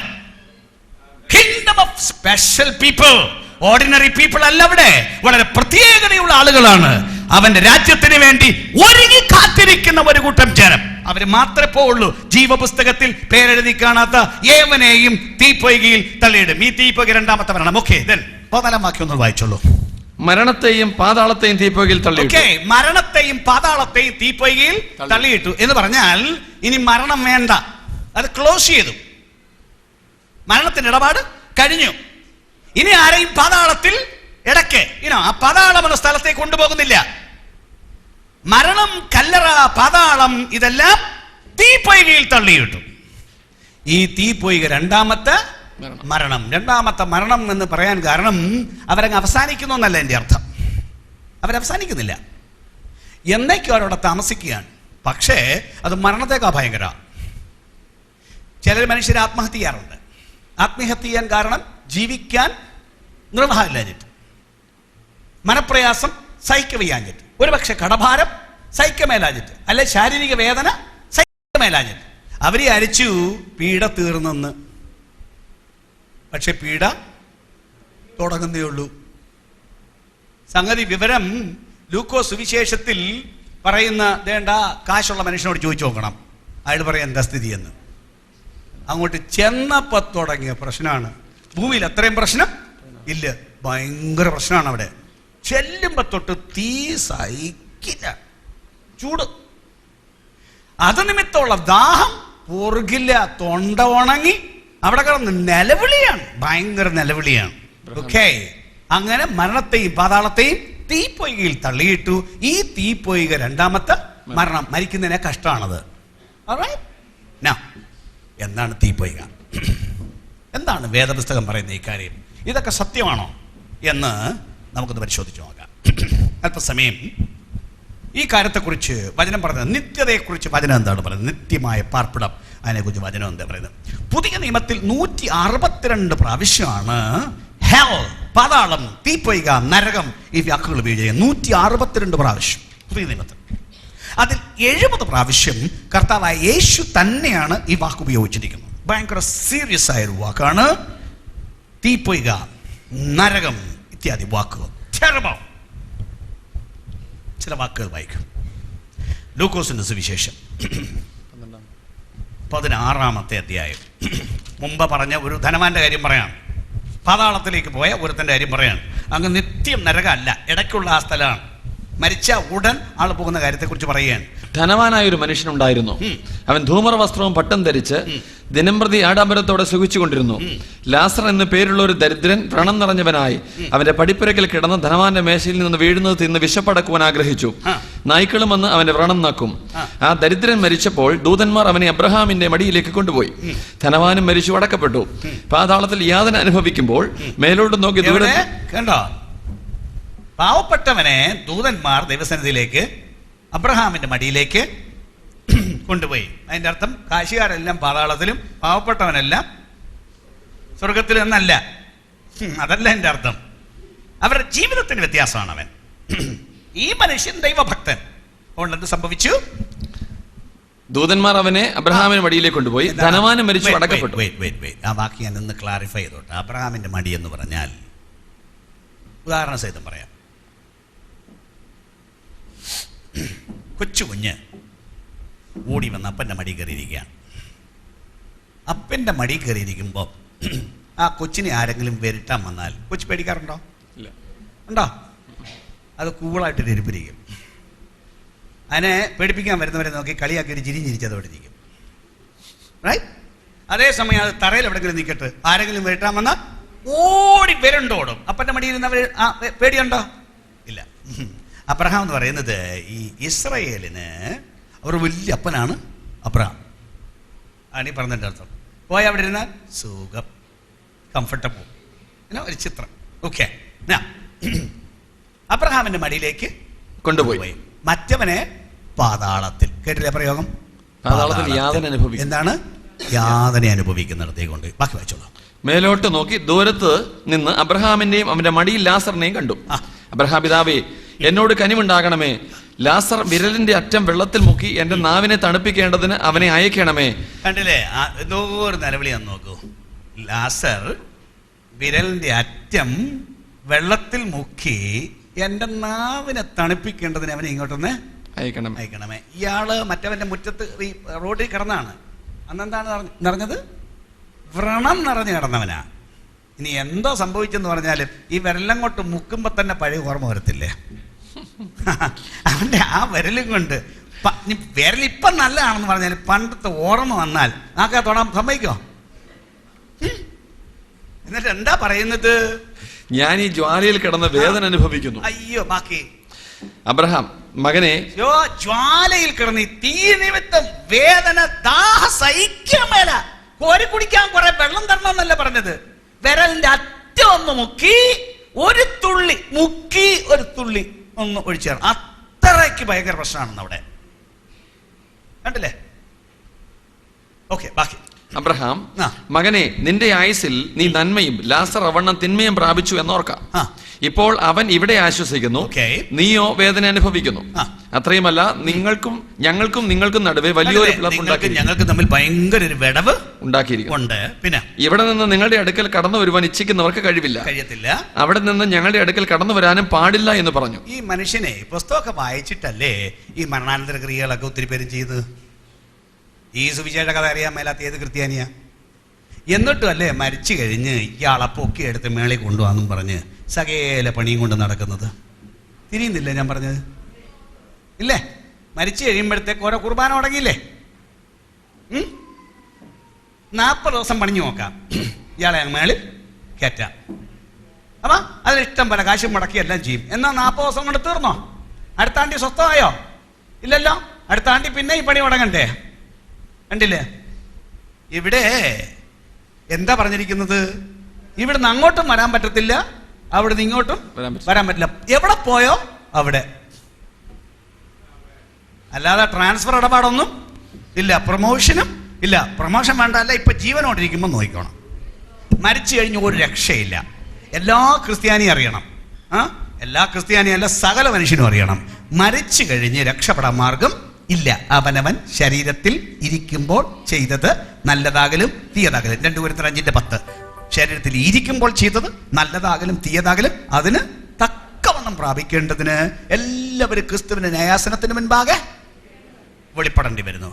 Okay, ബാക്കി അതിന് അവൻ, എന്നാൽ പിതാവേ, അവനെ എന്റെ അപ്പന്റെ വീട്ടിൽ അയക്കണമെന്ന് ഞാൻ അപേക്ഷിക്കുന്നു. എനിക്ക് 5 സഹോദരന്മാരുണ്ട്. പറയാണ്, എനിക്കോ ഇവിടെ വന്ന് പറ്റൂ, എൻ്റെ വീട്ടിലെങ്കിലും ഇവരെ ഒന്ന് വിട്ടൊന്ന് വിവരം ഒന്ന് പറയിക്കണം, ഇവിടെ സ്ഥലം മോശമാണ്, അതുകൊണ്ട് അവിടെ ചെന്നൊന്ന് പറഞ്ഞാൽ അവർ കേൾക്കും. ഞാൻ ഇന്നത്തെ ഭാഷയ്ക്ക് അങ്ങ് പറയാം. അപ്പോൾ പറയാണ് അതിന് അവിടെ ആളെ ആക്കിയിട്ടുണ്ടെന്ന്. ആളെ ആക്കിയിട്ടുണ്ടെന്ന് പറഞ്ഞപ്പോൾ പുള്ളി പറഞ്ഞറിയാമോ, അവരെ ഒന്നും ഞങ്ങളുടെ വീട്ടിൽ കയറ്റത്തില്ല. ഞങ്ങൾ നാട്ടിലെ ഭയങ്കര കുടുംബക്കാരാണ്, ഞങ്ങളുടെ കുടുംബത്തിൽ ഉപദേശി എന്ന് പറഞ്ഞ വർഗത്തെ കയറ്റത്തില്ല. അതുകൊണ്ട് അവർക്ക് സുവിശേഷം കേൾക്കാനുള്ള ഒരു സാധ്യതയും ഇല്ല. അതേസമയം മരിച്ചവരിൽ നിന്ന് ഒരുത്തൻ വന്നാൽ സ്പെഷ്യൽ റിക്വസ്റ്റിൽ ഞാൻ ഇങ്ങനെ വന്നതാണ് എന്ന് അവർക്ക് പിന്നെ അങ്ങോട്ട് ചെല്ലാൻ പ്രത്യേകിച്ച് പെർമിഷൻ ഒന്നും വേണ്ടല്ലോ. അങ്ങോട്ട് വീട്ടിനകത്തോട്ട് ഇറങ്ങിച്ചെന്ന് വെച്ച് നിങ്ങളുടെ ചേട്ടൻ ഇങ്ങനെ പറഞ്ഞ സ്പെഷ്യൽ റിക്വസ്റ്റ് അനുസരിച്ച് എന്നെ ഇങ്ങോട്ട് വിട്ടതാണ്, അതുകൊണ്ട് അവിടുത്തെ സ്ഥിതി ഇതൊക്കെയാണെന്ന് പറഞ്ഞാൽ അവരങ്ങ് വിശ്വസിക്കും. അപ്പോൾ പറയാണ്, നാട്ടിലുള്ളവർ പറഞ്ഞാൽ കേൾക്കാൻ മനസ്സുണ്ടെങ്കിൽ ഇങ്ങോട്ട് വന്നാൽ മതി. ഇവിടെ നാളെ പോയി പറഞ്ഞ് ഇങ്ങോട്ട് ഒരുത്തനെ ഇങ്ങോട്ട്, അതാ നാടൻ മലയാളത്തിൽ. താഴോട്ട് വായിച്ചു നോക്ക്. ഞാൻ ഇത് നാടൻ മലയാളത്തിൽ പറയുന്ന ജോലിയാണ് എനിക്ക്. ലിസൺ, വലിയ കുടുംബക്കാരനാന്നേലും ശരി, അവിടെ നാളെ വന്ന് പറഞ്ഞു പോകുന്ന ഇടപാട് ഇല്ല. ഞങ്ങളുടെ പ്രസംഗം കേട്ട് വിശ്വസിക്കാൻ മനസ്സുണ്ട്, വിശ്വസിച്ചോണം, അല്ല അതിന് വേറെ വഴിയില്ല. അല്ലാതെ ദൂതം വന്ന് പറഞ്ഞിട്ട് ഞാൻ പോകാമെന്ന് പറഞ്ഞാൽ ദൂതനെ കൊണ്ട് പറയിക്കാനാണെങ്കിൽ ഞങ്ങളുടെ ഒരെണ്ണത്തിന്റെ ആവശ്യമില്ലായിരുന്നല്ലോ. കോഴിക്കോട് പട്ടണത്തോട് മുഴുവൻ സുവിശേഷം പറയാൻ ഒരു ദൂതൻ 15 മിനിറ്റ് ഈ ആകാശമണ്ഡലത്തിൽ കയറി ഒറ്റ പ്രസംഗം പ്രസംഗിച്ചാൽ ആരാ കേൾക്കാത്തെ? കേൾക്കില്ലേ? എന്തോരം ഉറക്കെയാണ് അവർ പറയുന്നത്. ഞാൻ പറയുന്ന പോലെ അല്ലേ, അവർക്ക് മൈക്ക് വല്ലതും വേണോ? ഇട്ടിമുഴക്കം പോലെ ഒരു പറച്ചില്ലല്ലേ, എല്ലാവരും പുറത്തിറങ്ങി വന്ന് കേൾക്കുമല്ലോ. പറഞ്ഞു കഴിയുന്ന പറഞ്ഞാൽ തൊഴുത് വീണ് എല്ലാം മാനസാന്തരപ്പെട്ട സാധനപ്പെട്ടനെയല്ലോ. പക്ഷെ ഇന്ന് വരെ ദൂതനെ വിട്ടില്ലല്ലോ, ഇല്ലേ? നമ്മളോട് പറഞ്ഞിട്ട് നമ്മൾ ഇവിടെ പോയിട്ടില്ല, കുറച്ചേ നമ്മൾ പോയിട്ടുള്ളൂ, എന്നിട്ട് പോലും ഇന്നും ദൂതനെ വിട്ടില്ലല്ലോ. ഓക്കെ, അപ്പോഴേ സുവിശേഷം കേൾക്കാൻ ഇതല്ലാതെ വേറൊരു വഴി ഇല്ല. അപ്പൊ അവിടെ ഭയങ്കര തീയാണ് കേട്ടോ, ഭയങ്കര തീയാണ്. റൈറ്റ്? ഓക്കെ, അവസാനത്തെ തീപ്പൊയ്കളുടെ കാര്യം അല്ല പറഞ്ഞത്. ഇപ്പോ മനുഷ്യൻ പാതാളത്തിലേക്ക് അവന്റെ ആത്മാവ് ഇറങ്ങിപ്പോയാൽ അവർക്ക് അനുഭവിക്കുന്ന ദണ്ഡനമാണ്. അപ്പൊ ആളുകൾ ചോദിക്കും, ആത്മാവിന് അങ്ങനെ ദണ്ഡനം അനുഭവിക്കാൻ പറ്റുമോ? ഓൾറൈറ്റ്, നിങ്ങളുടെ അസൽ മനുഷ്യൻ എന്ന് പറയുന്നത് ഈ പുറത്ത് കാണുന്നതാണോ, കാണാത്ത അകത്തിരിക്കുന്ന ആളാണോ? അകത്തിരിക്കുന്ന ആളാണ്. ശരീരവേദനയാണോ വലുത്, മനോവേദനയാണോ വലുത്? കണ്ടില്ലേ? അപ്പോഴേ അകത്തെ ആളിനല്ലേ വേദന. ഓക്കെ, ഈ ശരീരം ഇവിടെ കളഞ്ഞുമ്പോൾ അകത്തെ ആള് പോവുക. അപ്പൊ അയാൾക്ക് വേദനയുണ്ടോ? ഭയങ്കര വേദനയാണ്. ഇത് ഇടക്കാലത്ത്. എന്നാൽ വരാൻ പോകുന്ന ഈ ഇടക്കാലത്തെ അല്ല. കണ്ടില്ലേ? ഈ ഇവിടുന്ന് ആളെ ട്രാൻസ്ഫർ ചെയ്തും വെച്ച് എങ്ങോട്ടാ വിട്ടത്? തീയും ഗന്ധവും കത്തുന്ന പൊയ്കയിലേക്കാണ്, പഴയ ജയിലിലേക്ക് അല്ല വിട്ടത്, ഈ പറഞ്ഞ പാതാളത്തിലേക്ക് അല്ല വിടുന്നത്. പിന്നെ നരകം എന്ന് പേര് പറയുന്ന ഒരു തീ പൊയ്കയിലേക്കാണ് അവരെ വിടുന്നത്.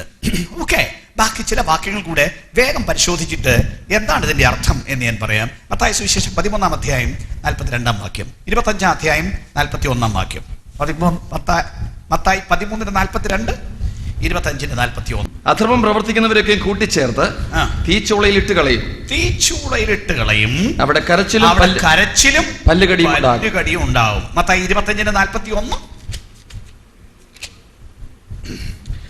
പിന്നെ അവൻ ഇടത്തുള്ളവരോട് ശപിക്കപ്പെട്ടവരെ എന്നെ വിട്ട് പിശാചിനും അവന്റെ ദൂതന്മാർക്ക് ഒരുക്കിയിരിക്കുന്ന നിത്യാഗ്നിയിലേക്ക് പോകുവീൻ. തീപ്പൊയ്ക, നിത്യാഗ്നി എന്നൊക്കെയാണ് ഇതിന് പറയുന്ന പ്രയോഗം. ഇപ്പൊ നമ്മൾ പറഞ്ഞ ഇപ്പൊ അതാണ് ഉണ്ടല്ലോ, ഇപ്പൊ മനുഷ്യൻ പോകുന്ന ഇടം, അത് വേദപുസ്തകം വായിച്ചു കേട്ടാൽ അത് അങ്ങ് ഭൂമിയുടെ അടിയിലാണെന്ന് തോന്നും. അങ്ങനെ പ്രയോഗത്തിലാണ് ഇതെല്ലാം ഉപയോഗിച്ചിരിക്കുന്നത്. എഫെസ് ലേഖനം 4-ാം അധ്യായം 9-ാം വാക്യം. യേശു മരിച്ചു കഴിഞ്ഞിട്ട് ഭൂമിയുടെ അടിയിലേക്കൊന്ന് പോയി. അവൻ ബദ്ധന്മാരെ 4-ാം അധ്യായത്തിൽ പറയുന്നുണ്ട്, അവൻ മരിച്ചവരോടും സുവിശേഷം അറിയിക്കാൻ വേണ്ടി പാതാളത്തിൽ പോയി. പാതാളം ആ പറയുന്ന സ്ഥലം. എഫെസ് 4:9. അവൻ ബദ്ധന്മാരെ പിടിച്ചുകൊണ്ട് പോയി ഉയരത്തിൽ കയറി മനുഷ്യർക്ക് ദാനങ്ങളെ കൊടുത്തെന്ന് പറയുന്നു. ബാക്കി കയറി എന്നതിനാൽ അവൻ ഭൂമിയുടെ അധോഭാഗങ്ങളിലേക്ക് ഇറങ്ങി എന്ന് വരുന്നില്ലയോ? എന്തിന് ബദ്ധന്മാരെ പിടിച്ചോണ്ട്? അതായത് പണ്ട് പാതാളത്തിന് 2 തട്ടാണ് മെയിനായിട്ട്, 3 തട്ടുകളാണ്. മുകളിലത്തെ തട്ടിൽ അതായിരുന്നു അബ്രഹാമിന്റെ മടിയെന്നും അതിന് താഴെയാണ് മറ്റേ പാതാളമെന്നുമാണ് വിശ്വസിക്കപ്പെടുന്നത്. അപ്പൊ മേളിലുള്ള ഈ ആത്മാക്കളെ പിടിച്ചുകൊണ്ട് അവർക്ക് ഒരു ചേഞ്ച് വരുത്തി. ഇന്ന് നീ എന്നോടുകൂടെ പർദീസയിലിരിക്കും. അങ്ങനെ ട്രാൻസ്ഫർ ഉണ്ടായി. അത് അന്നത്തെ കാലത്ത് യേശു മരിച്ചപ്പോൾ. അപ്പൊ ബാക്കിയുള്ള ജനം ഇന്നും പാതാളത്തിലാണ്. അവരുടെ ആത്മാക്കൾ അവിടേക്ക് ഇറങ്ങിപ്പോയി. അപ്പൊ അത് ഭൂമിയുടെ അന്തർഭാഗം തന്നെയാണ് എന്നാണ് ഇന്നത്തെ സ്ഥിതി. എന്നാൽ വരാൻ പോകുന്നത് എവിടെയാണെന്ന് നമുക്ക് കൃത്യമായിട്ട് പറയാൻ പറ്റില്ല. എന്നാൽ ഇന്നത്തെ സ്ഥിതി തന്നെ പറഞ്ഞാൽ 1-2 സംഭവങ്ങൾ ഞാൻ നിങ്ങളോട് പറയാം. 1987 ഏപ്രിൽ 10-ാം തീയതി പ്രസിദ്ധീകരിച്ച ഒരു പത്രം ദി ബർമിംഗ്ഹാം ന്യൂസ് എന്ന് പറയുന്ന ഒരു ആർട്ടിക്കിൾ വന്നു. അതിനകത്ത് പറഞ്ഞിരിക്കുന്നത് earth centre hotter than sun surface എന്നും പറഞ്ഞ് സയന്റിസ്റ്റ് എന്നും പറഞ്ഞ ആർട്ടിക്കിൾ. ഇതിനകത്ത് അവര് പറയുന്നത് ഈ ഭൂമിയുടെ അന്തർഭാഗത്തിന്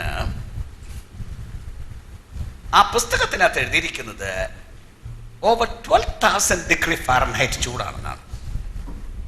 നിങ്ങൾ ഇന്റർനെറ്റിൽ പോയി നോക്കൂ. ഇപ്പൊ നിങ്ങൾ ഇന്റർനെറ്റിൽ നോക്കിയാൽ, നിങ്ങൾ ഗൂഗിളിൽ പോയി അടിച്ചു നോക്കൂ, ഭൂമിയുടെ സെൻട്രൽ പാർട്ടിന്റെ ചൂട് എത്രയാണ്? ഓവർ 5,000 ഡിഗ്രി സെൽഷ്യസ് ആണ് ഈ ഭൂമിയുടെ അന്തർഭാഗത്തിന്റെ ചൂട്. അതായത് ഇതിന്റെ ഉപരിതലം ഒരു 50 മൈലാണ്. ഈ 50 മൈൽ താഴോട്ട് എന്നാൽ ഇതിന്റെ അന്തർഭാഗത്തിന്റെ ചൂട് 5000 ഡിഗ്രി സെൽഷ്യസ് ആണെന്നാണ് ശാസ്ത്രം പറയുന്നത്. ഊഹിച്ചു നോക്കാം. അപ്പൊ തീപ്പൊയ്കാന്നും പറഞ്ഞോ ഉണ്ടാക്കണോ, അതിന് വിറക് ഇവിടുന്ന് കൊണ്ടുവരും, ഇതിനെക്കുറിച്ചൊന്നും ആരും വിഷമിക്കേണ്ട കാര്യമില്ല. ഓൾറെഡി ഇതിനകം 5000 ഡിഗ്രി സെൽഷ്യസ്. സൂര്യനെ നോക്കൂ, നിങ്ങൾ ആരെങ്കിലും വിറക് കൊടുത്തിട്ടാണോ കത്തുന്നത്? അല്ലല്ലോ, ഇത്രയും കാലം കൊണ്ട് കത്തിയില്ലേ? അപ്പൊ ഇങ്ങനത്തെ സംവിധാനമുണ്ട്. ഭൂമിയുടെ അടുത്തിട്ടിൽ ഇതാണ് സംഭവിച്ചുകൊണ്ടിരിക്കുന്നത്. ഒരു ഡോക്ടർ, നാസ്തികനായ ഒരു ഡോക്ടർ, ഒരു ദിവസം ഒരു രോഗിയെ പരിശോധിക്കുകയായിരുന്നു. ആ രോഗിയെ പരിശോധിച്ചപ്പോൾ ഇയാള് രോഗിയല്ല, ആക്ച്വലി അയാള് വെന്റിലേറ്ററിലായിരുന്നു. It was gone almost. എന്നിട്ട് അയാളെ ഇടയ്ക്കിടയ്ക്ക് ഇങ്ങനെ അയാളെ ജീവനിലേക്ക് മടക്കിക്കൊണ്ടുവരാൻ വേണ്ടി ഉള്ള പരിശ്രമത്തിൽ ഇടയ്ക്ക് അയാൾക്ക് ബോധം വരും. അങ്ങനെ വരുമ്പോൾ അയാളുടെ പേര് ഡോക്ടർ റോളിൻസ് എന്നാണ്, മോറിസ് റോളിൻസ്. ഇയാളൊരു നാസ്തികനാണ്. പക്ഷെ അയാൾ ഈ രോഗിയെ ഇങ്ങനെ റിവൈവ് ചെയ്യാൻ ശ്രമിച്ചുകൊണ്ടിരിക്കുമ്പോൾ ബോധം വരുമ്പോൾ അയാൾ ഭയങ്കരമായിട്ട് നിലവിളിക്കും. അയാളുടെ മുഖം കണ്ടാൽ ഭീതിജനകമായ മുഖം. അയാൾ നിലവിളിച്ച് പറയുകയാണ്, "Don't let me go back to hell. Doctor, don't let me go back to hell." അലറി വിളിക്കുകയാണ് അയാൾ, എന്നെ തിരിച്ച് പാതാളത്തിലേക്ക് വിടരുത്. ഇയാൾക്ക് പാതാളം വിശ്വാസത്തിലേക്ക്, ദൈവത്തെ വിശ്വാസത്തിലേക്ക് ഒന്നും വിശ്വാസമില്ലാത്ത മനുഷ്യൻ. പക്ഷെ എപ്പോ ജീവനിലേക്ക് തിരിച്ചു വന്നാലും ഇയാളുടെ നിലവിളി ഇതാണ്. അയാളുടെ മുഖം കണ്ടിട്ട്, ഭീതി കണ്ടിട്ട് ഈ മനുഷ്യന് മനസ്സിലായി, പാതാളം എന്നും പറഞ്ഞൊരു സ്ഥലമുണ്ട്, എന്നിട്ട് അയാൾ പറയാണ്, it's hot, it's hot, don't let me go back to hell. ആ മനുഷ്യൻ ദൈവത്തിൽ വിശ്വസിക്കേണ്ടി വന്നു, സുവിശേഷത്തിൽ വിശ്വസിക്കേണ്ടി വന്നു. കുറെ കാലങ്ങൾക്ക് മുമ്പ് ഈവൻ മനോരമ പത്രത്തിൽ വന്നൊരു വാർത്ത, സൈബീരിയയിൽ കുറെ ഡോക്ടേഴ്സ് കുറെ സയന്റിസ്റ്റ് ഭൂമിയുടെ അന്തർഭാഗത്ത് ചില പ്രത്യേക കാര്യങ്ങൾക്ക് വേണ്ടി പരിശോധിച്ചുകൊണ്ടിരിക്കുകയായിരുന്നു. ഞാൻ വായിച്ചാണ് ഈ മനോരമയിലെ ആർട്ടിക്കിൾ. സംഭവിച്ച കാര്യം, ഇവർ ഡ്രില്ല് ചെയ്ത് കുറെ ഭാഗത്ത് പോയപ്പോൾ ഒരിടത്ത് ചെന്നപ്പോഴത്തേക്ക് വാക്വം പോലൊരു സ്ഥലത്തെത്തി. അവിടെ എന്താ സംഭവിക്കുന്നതെന്നറിയാൻ ഇവരുടെ എക്വിപ്മെന്റ്സ് വെച്ച് അവരുടെ ശബ്ദം ശ്രദ്ധിച്ചപ്പോൾ ഭയങ്കര നിലവിളിയുടെ ശബ്ദം, ഭയങ്കര നിലവിളി. അവര് ശരിക്കും ലിസൺ ചെയ്തപ്പോ മനുഷ്യരുടെ നിലവിളിയാണ്, കൂട്ട നിലവിളിയാണ്, ഒരാളുടെ നിലവിളിയല്ല, കൂട്ട നിലവിളിയാണ്. ഇവരതിനെ ഓഡിയോ ടേപ്പ് എടുത്തു. കാരണം പാതാളത്തിൽ കിടക്കുന്ന ആത്മാക്കൾ ഭയങ്കര നിലവിളിയാണ്, താങ്ങാമേലാത്ത ദണ്ഡനം അവർ അവിടെ അനുഭവിച്ചുകൊണ്ടിരിക്കുകയാണ്. ഇതാണ് തിരുവഴുത്തിന് വിളിച്ചു പറയുവാനുള്ളത്. ഇതിൻ്റെ അന്തരംഗം ഭയങ്കര ചൂടാണ്. പാതാളം ഭയങ്കര ദണ്ഡനത്തിൻ്റെ സ്ഥലമാണ്, മുഴുവൻ തീപ്പൊയ്ക്കുകയാണ്. ഇപ്പം തന്നെ അങ്ങനെ ഒരു സ്ഥലം ഉണ്ടാക്കി വെച്ചിരിക്കുന്നു. നിങ്ങൾ ഈ വേദപുസ്തകം വായിച്ചു നോക്കൂ, യേശുക്രിസ്തുവിനെ വായിച്ചു നോക്കൂ, വാക്ക് വായിച്ചു നോക്കൂ. തറപ്പിച്ച് പറയുന്നു, അത് തീയാണ്. ഇതിനകത്ത് മുഴുവൻ സൾഫറാണ്, ഗന്ധക തീപ്പൊയ്ക എന്നാണ് പറഞ്ഞിരിക്കുന്നത്. ഗന്ധകം എന്ന ഇംഗ്ലീഷ് വാക്കാണ് സൾഫർ. ഈ ഭൂമിയുടെ അന്തർഭാഗത്ത് കണ്ടമന സൾഫർ ശേഖരിച്ചു വെച്ചിരിക്കുകയാണ്. ഇത് മുഴുവൻ കത്തിക്കാൻ ധാരാളം സൾഫർ അവിടെയുണ്ട്. ധാരാളം വാക്യങ്ങൾ അതിനെക്കുറിച്ചുണ്ട്. എല്ലാ വാക്യങ്ങളും ഇപ്പം ഞാൻ എടുക്കുന്നില്ല. പക്ഷേ ഇത് മുഴുവൻ ദണ്ഡനത്തിൻ്റെ ഒരു ദിവസം ദൈവം ഉണ്ടാക്കി വെച്ചിരിക്കുന്നു. ഓൾറെഡി ഇപ്പം തന്നെ ഇതിൻ്റെ അന്തർഭാഗം മുഴുവൻ സൾഫറാണ്. എന്നാൽ ഒരു ദിവസം വരുന്നു, ഇങ്ങനെ ഒരു ലോകം ദൈവം ഉണ്ടാക്കിയിരിക്കുന്നു. കാരണം എന്നാ, മനുഷ്യന് ശിക്ഷ കൊടുക്കുക എന്നുള്ളത് ഭൂമിയിലെ കോടതിയിൽ കാണുന്ന ഒരു സംവിധാനമല്ലേ. ശിക്ഷയൊന്നും ഇല്ലെങ്കിൽ പിന്നെ ഭൂമിയിൽ എന്തിന് കോടതി? നിങ്ങളൊന്ന് ആലോചിച്ച് നോക്ക്. നമ്മളെപ്പോലുള്ള മനുഷ്യരല്ലേ അവിടെ ഇരുന്ന് മനുഷ്യനെ ശിക്ഷിക്കുന്നത്, അല്ലേ? അവരെ സർക്കാർ നിയമിച്ചു കഴിഞ്ഞപ്പോഴത്തേക്ക് ശിക്ഷിക്കാൻ അവർക്ക് അധികാരം കിട്ടി. ആരെയും ശിക്ഷിക്കാം, ഈവൻ കൊല്ലാൻ വരെ അധികാരം. സാധാരണ ഒരുത്തരെ കൊല്ലാൻ അധികാരമുണ്ടോ? ഇല്ലല്ലോ. ഒരു ഭരണാധികാരി കൊല്ലാൻ അധികാരമുണ്ടോ? ഇല്ലല്ലോ. പക്ഷെ കോടതി കൊല്ലാമല്ലോ. അപ്പോ ഓരോരുത്തൻ അർഹമായ ശിക്ഷ വേണം എന്ന് ഇവിടുത്തെ കോടതി സിസ്റ്റം തന്നെ മനുഷ്യ മനസാക്ഷിയോട് സംസാരിക്കുന്നില്ലേ? മനുഷ്യ മനസാക്ഷിയോട് സംസാരിക്കുന്നതല്ല, മാത്രമല്ല ഒരു അന്യായം ചെയ്ത ഒരുത്തൻ അവനെ കൊലക്ക് വിധിച്ചു എന്ന് കേൾക്കുമ്പോൾ നിങ്ങൾ തന്നെ പറയില്ലേ, വെരി ഗുഡ്, വെരി ഗുഡ് പറയില്ലേ? നിങ്ങളുടെ മനസാക്ഷി തന്നെ പറയുന്നില്ലേ അവന് ജീവിക്കാൻ അർഹതയില്ലെന്ന്? ഭൂമിയിൽ ശിക്ഷയുണ്ടെന്നേ, ന്യായവിധി ഉണ്ടെന്നേ. ഓരോരുത്തൻ അവനവൻ്റെ പ്രവൃത്തിക്ക് തക്ക ന്യായവിധി ഉണ്ടാവും. രക്ഷപ്പെടാൻ ഒരായുസ് മുഴുവൻ തന്നില്ലേ? ഇല്ലേ? ഒരായുസ് മുഴുവനല്ലേ തന്നത്? ബുദ്ധി തന്നില്ലേ? ദൈവത്തെ അറിയാൻ വായിക്കാൻ കഴിവ് തന്നില്ലേ? നല്ല ആരോഗ്യത്തോടെ നടന്നില്ലേ? ജീവിക്കുമ്പോഴേ അറിഞ്ഞൂടെ ഇതൊന്നും നിങ്ങളുണ്ടാക്കിയതല്ലെന്ന്, ഭൂമി നിങ്ങളുണ്ടാക്കിയല്ലെന്ന്, സൂര്യൻ നിങ്ങളുണ്ടാക്കിയല്ലെന്ന്, വെള്ളം നിങ്ങൾക്കുണ്ടാക്കിയല്ലെന്ന്, ഓക്സിജൻ നിങ്ങളുണ്ടാക്കിയല്ലെന്ന്, നിങ്ങളല്ല നിങ്ങളുടെ ആരോഗ്യം ഉണ്ടാക്കുന്നത്. ജീവിക്കുമ്പോഴേ അറിയില്ലേ? സ്വല്പം ഒന്ന് ആലോചിച്ചാൽ, ഒന്ന് ചിന്തിച്ചാൽ ഇതുണ്ടാക്കിയ ഒരുത്തനുണ്ടെന്ന് അറിഞ്ഞൂടെ? അവിടുത്തെ സേവിക്കേണ്ടതാണെന്ന് വെറും ലോജിക്കിനറിയില്ലേ? ഞാൻ പറയണം, വെറും ലോജിക്കിനറിയില്ലേ? അല്ലേ? എന്നിട്ട് അതുകൊണ്ടറിയണ്ട്, അതും അറിയാഞ്ഞിട്ട്, ഈ സുവിശേഷം പറഞ്ഞിട്ടും ഇത്ര കേട്ടിട്ടും, ഞാൻ മുമ്പൊരിക്കൽ പറഞ്ഞതുപോലെ എത്ര മനുഷ്യർ രൂപാന്തരപ്പെട്ട് നിങ്ങൾ കണ്ടു? ഭയങ്കര കള്ളുകൂടിയൻ ഒറ്റ ദിവസം കൊണ്ട് മാറ്റം വന്ന് വ്യത്യാസപ്പെട്ടത് നിങ്ങൾ കണ്ടു?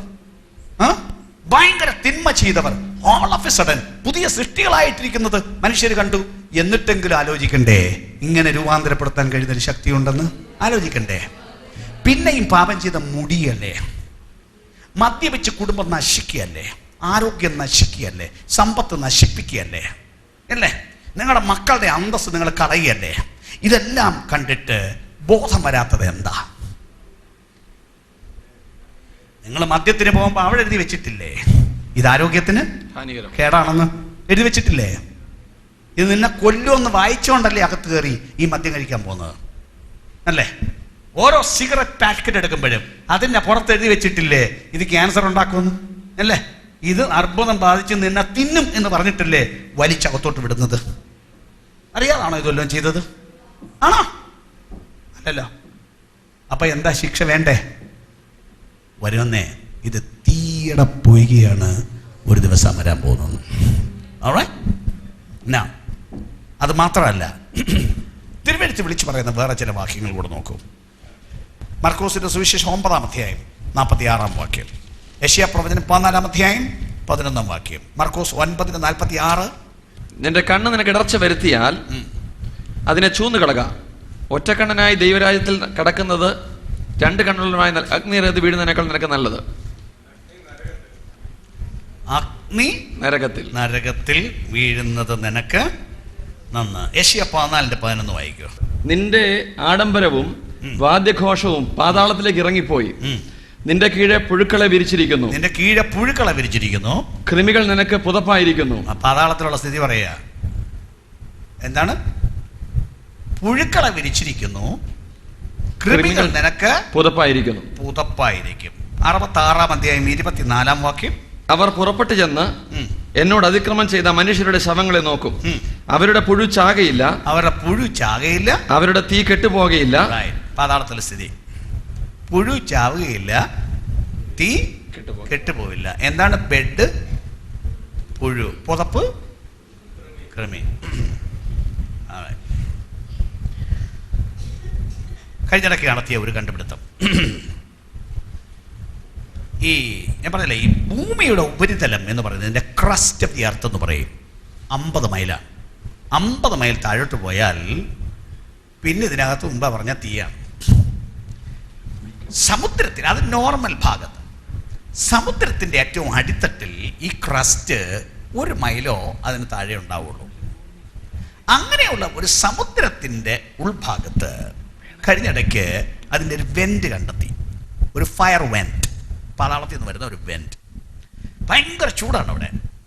അവിടെ അത്യപൂർവമായ ഒരു പുഴുവിനെ കണ്ടെത്തി. അതിൻ്റെ പേര് റിഫ്റ്റിയ എന്നാണ്. RIFTIA, റിഫ്റ്റിയ. ഒരു മുട്ടം പുഴുവാണ്. അതിൻ്റെ നീളം 8 അടി. ഏറ്റവും വലിയ മനുഷ്യൻ എത്ര ഉണ്ട്?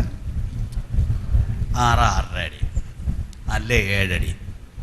അയക്കും സുഖമായിട്ടൊരു പുഴു മണ്ടയ്ക്ക് കിടക്കാം. കണ്ടില്ലേ? പുഴുവും ബെഡാണെന്ന് പറഞ്ഞാൽ ആരും സംശയിക്കേണ്ട കാര്യമൊന്നും. ഇപ്പം ശാസ്ത്രം തന്നെ കണ്ടുപിടിച്ചിട്ട് പറയുന്നു മുട്ടം പുഴുക്കളുണ്ടെന്ന്. അതിൻ്റെ പുറത്താണ് കിടപ്പ്. പിന്നെ കൃമി, പുതപ്പ്. കൊതുക് കടിച്ചാൽ ഉറങ്ങാമോ? ഇല്ല. പിന്നെ മേത്തോട്ട് കയറി ഇങ്ങനെ ഞാനെന്താ പോകുന്ന കൃമിയാണ് അവിടെ പുതപ്പെന്ന്. കളിയല്ലെന്നേ. പാതാളത്തിൻ്റെ സ്ഥിതി എന്താണെന്ന് ഈ പുസ്തകം തെളിച്ചെഴുതിയിരിക്കുക. പക്ഷെ ഈ ചൂടിനകത്ത് വേവുന്ന പുഴു അല്ലത്, ഈ തീക്കകത്തുള്ള പുഴുവാണത്. അവരുടെ തീ കെട്ടുപോകുന്നില്ല, അവരുടെ പുഴു ചാകുന്നില്ല. തീയും ഗന്ധവും കത്തുന്നതും പുഴുവുള്ളതുമായ ഒരു ഭയങ്കര ലോകത്തിലേക്കാണ് മനുഷ്യന്റെ ഫൈനൽ ജയിൽ. ഇപ്പോഴേ അതാണ്. മറ്റത് അധികം കൂട്ടി അവനവന്റെ പ്രവർത്തിക്ക് തക്കവണ്ണം കൊടുക്കുന്നൊരു സ്ഥലമുണ്ട്. ജീവിതം ഗൗരവമാണ്, ഭയങ്കര ഗൗരവമാണ്. മനുഷ്യൻ കളിയായിട്ട് ചിന്തിക്കരുത്. ഞാൻ പറഞ്ഞില്ല, സമയത്തിന്റെ പരിമിതി കൊണ്ട് ചുരുക്കി പറയണം. പക്ഷേ ഞാൻ ഒന്നുകൂടെ പറയാം, നിങ്ങളുടെ ലോജിക്ക് കൊണ്ട് ചിന്തിച്ചാൽ ശിക്ഷ മനുഷ്യനുണ്ട് എന്ന് ഏത് മനുഷ്യനും പറയാം. ശിക്ഷയുണ്ട് എന്നുള്ളതിന്റെ ബോധമാണ് ഏത് മതത്തിലും മരണാനന്തര ക്രിയകൾ. ശിക്ഷയെക്കുറിച്ച് ചിന്തയില്ലായിരുന്നെങ്കിൽ ഒരു മരണാനന്തര ക്രിയയ്ക്കും പോകത്തില്ലായിരുന്നു. അത് തന്നെ പറയുന്നത് ശിക്ഷ ഉണ്ടെന്ന്. ആമേൻ. ഞാൻ മുമ്പ് പറഞ്ഞ പോലെ എനി കോർട്ട് സിസ്റ്റം, എല്ലാ ബുദ്ധിജീവിയും യുക്തിജീവിയും പറ, ആ കോർട്ട് സിസ്റ്റം പറയുന്നത് മനുഷ്യൻ അവന്റെ പ്രവൃത്തിക്കർത്തവണ്ണം പകരം ഉണ്ടാവും എന്നാണ്. അതുകൊണ്ട് ഈ തിരുവെഴുത്ത് വിളിച്ചു പറയുന്നു, ഓരോരുത്തനെ വിളിച്ചു വരുത്തി അവന്റെ മുമ്പാകെ നിർത്തി കോടതി വിധിച്ച് പുസ്തകമെടുത്ത് അവന്റെ കുറ്റം ചൂണ്ടിക്കാട്ടി. എന്തൊക്കെ? ജീവന്റെ പുസ്തകത്തിന്റെ പേര് ഇല്ല എന്ന് മാത്രമല്ല, ഈ നിയമം നിന്നെ കേൾപ്പിച്ചതാണ്, നീ അത് അനുസരിച്ചില്ല, ഇതനുസരിച്ച് നിന്റെ ശിക്ഷ തീയും ഗന്ധവും കത്തുന്ന പൊയ്കയും. തന്നെയല്ല, അവന്റെ പ്രവൃത്തികൾ മുഴുവൻ എഴുതി വെച്ചിട്ടുണ്ട്. എന്തെല്ലാം ഭൂമിയിൽ ചെയ്തുവെന്ന്, എന്തെല്ലാം തിന്മ ചെയ്തുവെന്ന് അതിന് തക്കവണ്ണം ഓരോരുത്തന് അവനവന്റെ പ്രവൃത്തിക്കടുത്ത്. ഭൂമിയിലും ശിക്ഷ അവനവന്റെ കുറ്റത്തിനനുസരിച്ചല്ലേ എന്നതുപോലെ ഭയങ്കര ശിക്ഷയുടെ നാൾ വരുന്നു. സഹോദരങ്ങളെ, ഭൂമിയിൽ ജീവിച്ചിട്ട് ഒരു മനുഷ്യൻ സർവ്വലോകവും നേടിയാലും തന്റെ ആത്മാവിനെ നഷ്ടമാക്കിയാൽ അവൻ എന്തു പ്രയോജനം? ഈ ജീവിതകാലത്ത് ഇന്ന് തീപ്പൊയ്ക്ക് വിട്ടോടണം. ഈ സുവിശേഷം കേൾക്കുന്ന ആരും ആമേൻ. അടുത്ത ഒരു സെക്കൻഡ് കൂടി അതിനകത്ത് ചുവട് വെക്കരുത്. അതിലേക്കുള്ള വഴിയെ യാത്ര ചെയ്യരുത്. ആ വഴിയുള്ള യാത്ര ഇന്ന് നിർത്തി ജീവന്റെ പാതയിലേക്ക് തിരിയണം. വിശാലമായ വഴിയിൽ കൂടെ പോകാൻ തയ്യാറാകരുത്. ഇടുക്കുവാതിലൂടെ സുവിശേഷം അനുസരിച്ചാൽ നിങ്ങളുടെ ജഡത്തിന്റെ എല്ലാ മോഹങ്ങളിൽ നടക്കാൻ പറ്റില്ല എന്നുള്ളത് ശരിയാണ്. ലോകത്തിന്റെ എല്ലാ മോഹങ്ങളിൽ നിങ്ങൾക്ക് ജീവിക്കാൻ പറ്റില്ല എന്നുള്ളത് ശരിയാണ്. ജഡത്തിന്റെ മോഹം അനുസരിച്ച് നിങ്ങൾക്ക് നാശമല്ലേ ഉണ്ടായുള്ളൂ, സ്വസ്ഥത നശിച്ചതല്ലേ ഉള്ളൂ. നിങ്ങളുടെ ജഡം പറയുന്നതെല്ലാം അനുസരിച്ച വീട്ടിൽ വഴക്കുണ്ടായില്ലേ, ഇല്ലേ? സ്വത്ത് പോയില്ലേ? ലോകത്തിൽ കണ്ട പ്ലഷർ മുഴുവൻ അനുസരിച്ച് ജീവിച്ചാൽ നാശമല്ലേ ഉണ്ടായുള്ളൂ. ആമേൻ. ഞാൻ വഴത്തുണ്ണാൻ പോയി. അപ്പൊ ഇങ്ങനെ അവിടുത്തെ TV ശബ്ദിച്ചുകൊണ്ടിരിക്കുകയാണ്. ഞങ്ങൾ ശ്രദ്ധിക്കുന്നില്ല. എങ്കിലും ഇടയ്ക്ക് വന്ന ചില ശബ്ദങ്ങൾ കേട്ടപ്പോ ഞാൻ ഇങ്ങോട്ട് ഇറങ്ങി വെച്ച് പാസ്റ്റോട് പറഞ്ഞു, എൻ്റെ ദൈവമേ, ഇതല്ലേ മനുഷ്യൻ കേൾക്കുന്നത്? ഇത് കേട്ടും വെച്ച് വീട്ടിലും ഇതേ ഭാഷയല്ലേ ഉപയോഗിക്കുന്നത്? അല്ലേ? ഇതല്ലേ അങ്ങോട്ട് തുറന്നു വെച്ച് ആവേശത്തോടെ കാണുകയും കേൾക്കുകയും ചെയ്യുന്നത്? സ്വഭാവത്തിന് വഷളാക്കിയില്ലേ? കുട്ടികളെ വഷളാക്കിയില്ലേ? ഭൂമിയിലെ വർത്തമാനങ്ങൾ, കുടുംബങ്ങളിലെ വർത്തമാനങ്ങൾ മര്യാദയുള്ളവയാണോ? അവിടെ കാണുന്ന വഴക്കല്ലേ വീട്ടിൽ പകർത്തുന്നത്? അതിനകത്തുള്ള സംസാരങ്ങളല്ലേ കുട്ടികൾ പകർത്തുന്നത്? ചെയ്യരുതെന്ന് നിങ്ങൾക്ക് പറയാമോ? നിങ്ങൾ TV ഓൺ ചെയ്ത് വെച്ചു കൊടുത്ത് ഇത് മുഴുവൻ കേൾപ്പിച്ചിട്ട് ചെയ്യരുതെന്ന് പറയാനുള്ള റൈറ്റ് നിങ്ങൾക്ക് എന്താണ്? കാക്കണ്ടേ ജീവിതത്തെ? Come on friends. വലിയ തെറ്റെന്ന് നിങ്ങൾ കരുതാത്തതായിരിക്കാം, പക്ഷെ അതിനകത്തെ ഒറ്റ അരുതാത്ത വാക്കുപോലും നിങ്ങൾ കേട്ടുകൂടാത്തതാണ്. നിങ്ങൾ കേട്ടുകൂടാത്തതാണ്. നിങ്ങളുടെ കുട്ടി കേട്ടുകൂടാത്തതാണ്. നിങ്ങളുടെ വീട്ടിലെ ശബ്ദം കേൾക്കുന്നത് അശുദ്ധമാണ്, പാപമാണ്. ദൈവത്തിന്റെ ജനം സൂക്ഷിച്ച് ജീവിക്കേണ്ടതാണ്. ഇത് ഇടുക്കുവാതിലൂടെയുള്ള യാത്രയാണ്. പാപത്തിന്റെ വഴിയാണ് വിശാലമായ യാത്ര. പാപം ഒരുവനും ഗുണം ചെയ്യില്ല, പാപം ദോഷമേ ചെയ്തിട്ടുള്ളൂ. എന്നാൽ യേശുവിന്റെ നിത്യജീവൻ ഒരുത്തനും ദോഷം ചെയ്തിട്ടില്ല. സുവിശേഷത്തിന്റെ അന്തസ്സോടെ ജീവിക്കൂ. ഇതിന്റെ സത്യം നിങ്ങൾക്കറിയില്ലേ? ഇതിന്റെ ജീവൻ നിങ്ങളുടെ അകത്ത് വന്നതല്ലേ? എന്തിന് മനുഷ്യനെ പേടിക്കണം? അല്ല, ഒരുവൻ കൊല്ലൂ എന്ന് പറഞ്ഞാൽ യേശു പറഞ്ഞ വാക്ക്, നിങ്ങളുടെ ശരീരത്തെ കൊന്നിട്ട് ആത്മാവിനെ കൊല്ലാൻ കഴിയാത്തവനെ ഭയപ്പെടരുത്. മറിച്ച് അവരെ പേടിച്ച് ദൈവത്തെ സേവിക്കാതിരുന്നാൽ ശരീരത്തെയും ആത്മാവിനെയും കൂടെ തീപ്പൊയ്കയിൽ തള്ളിയിടാൻ കഴിവുള്ളവനെ ഭയപ്പെടുവിൻ. മുമ്പ് വായിച്ച വാക്യം, നിന്റെ കൈ നിനക്ക് ഇടർച്ച വരുത്തുന്നുവെങ്കിൽ വെട്ടിക്കളക. രണ്ട് കൈയുമുള്ളവനായി തീപ്പൊയ്കയിൽ വീഴുന്നതിനേക്കാൾ ഒറ്റ കൈയനായി ജീവനിൽ കടക്കുന്നത് നല്ലത്. നിന്റെ കണ്ണ് വലങ്ങൾ നിനക്ക് ഇടർച്ച വരുത്തുമെങ്കിൽ ചുഴന്നെടുത്ത് എറിഞ്ഞുകളക. രണ്ട് കണ്ണുമുള്ളവനായി തീപ്പൊയ്കയിൽ വീഴുന്നതിനേക്കാൾ ഒരു കണ്ണ് നഷ്ടപ്പെട്ടവനായി ജീവനിൽ കടക്കുന്നത് നല്ലത്. അത്രയ്ക്ക് പ്രധാനമാണിതെന്നല്ലേ പറഞ്ഞത്, അല്ലേ? Hallelujah, hallelujah, hallelujah. ആത്മജീവിതത്തെ കുറിച്ചുള്ള ബോധം ജനം വളരെ ഗൗരവമായിട്ട് എടുക്കേണ്ടതാണ്. ഞാൻ എടുത്തു പറയുന്നു, ഗൗരവമായിട്ട് എടുക്കേണ്ടതാണ്. സത്യമാണ്, ഒരു നിത്യതയുണ്ട്. ജീവപുസ്തകത്തിൽ പേരെഴുതി കാണാതെ ഏവനെയും തീപ്പൊയ്കയിൽ തള്ളിയിടും എന്ന് മാത്രമല്ല, മത്തായി സുവിശേഷം 7-ാം അധ്യായത്തിൽ ഇങ്ങനെ യേശു പറഞ്ഞ ചില പ്രയോഗങ്ങൾ 21, 22, 23 വാക്യം. എന്നോട് കർത്താവേ കർത്താവേ എന്ന് പറയുന്നവൻ ഏവനുമല്ല, സ്വർഗസ്ഥനായ എന്റെ പിതാവിന്റെ ഇഷ്ടം ചെയ്യുന്നവൻ അത്ര സ്വർഗരാജ്യത്തിൽ കടക്കുന്നത്. കേട്ടോണം, കർത്താവേ കർത്താവേ. കർത്താവിനോട് പ്രാർത്ഥിക്കുന്നതല്ല പ്രധാനം, സ്വർഗസ്ഥനായ എന്റെ പിതാവിന്റെ ഇഷ്ടം ചെയ്യുന്നവൻ അത്ര സ്വർഗരാജ്യത്തിൽ കിടക്കുന്നത്. അടുത്ത്, കർത്താവേ കർത്താവേ, നിന്റെ നാമത്തിൽ ഞങ്ങൾ പ്രവചിക്കുകയും നിന്റെ നാമത്തിൽ ഭൂതങ്ങളെ പുറത്താക്കുകയും നിന്റെ നാമത്തിൽ വളരെ വീര്യപ്രവൃത്തികൾ പ്രവർത്തിക്കുകയും ചെയ്തില്ലയോ എന്ന് പലരും ആ നാളിൽ ദിവസം എന്ന് പറയും. കർത്താവേ, ഞാൻ നിന്റെ നാമത്തിൽ പ്രവചിച്ചു. അതൊക്കെ ഭയങ്കര എക്സ്ട്രാ ഓർഡിനറി കൃപകളല്ലേ? പ്രവചിച്ചു.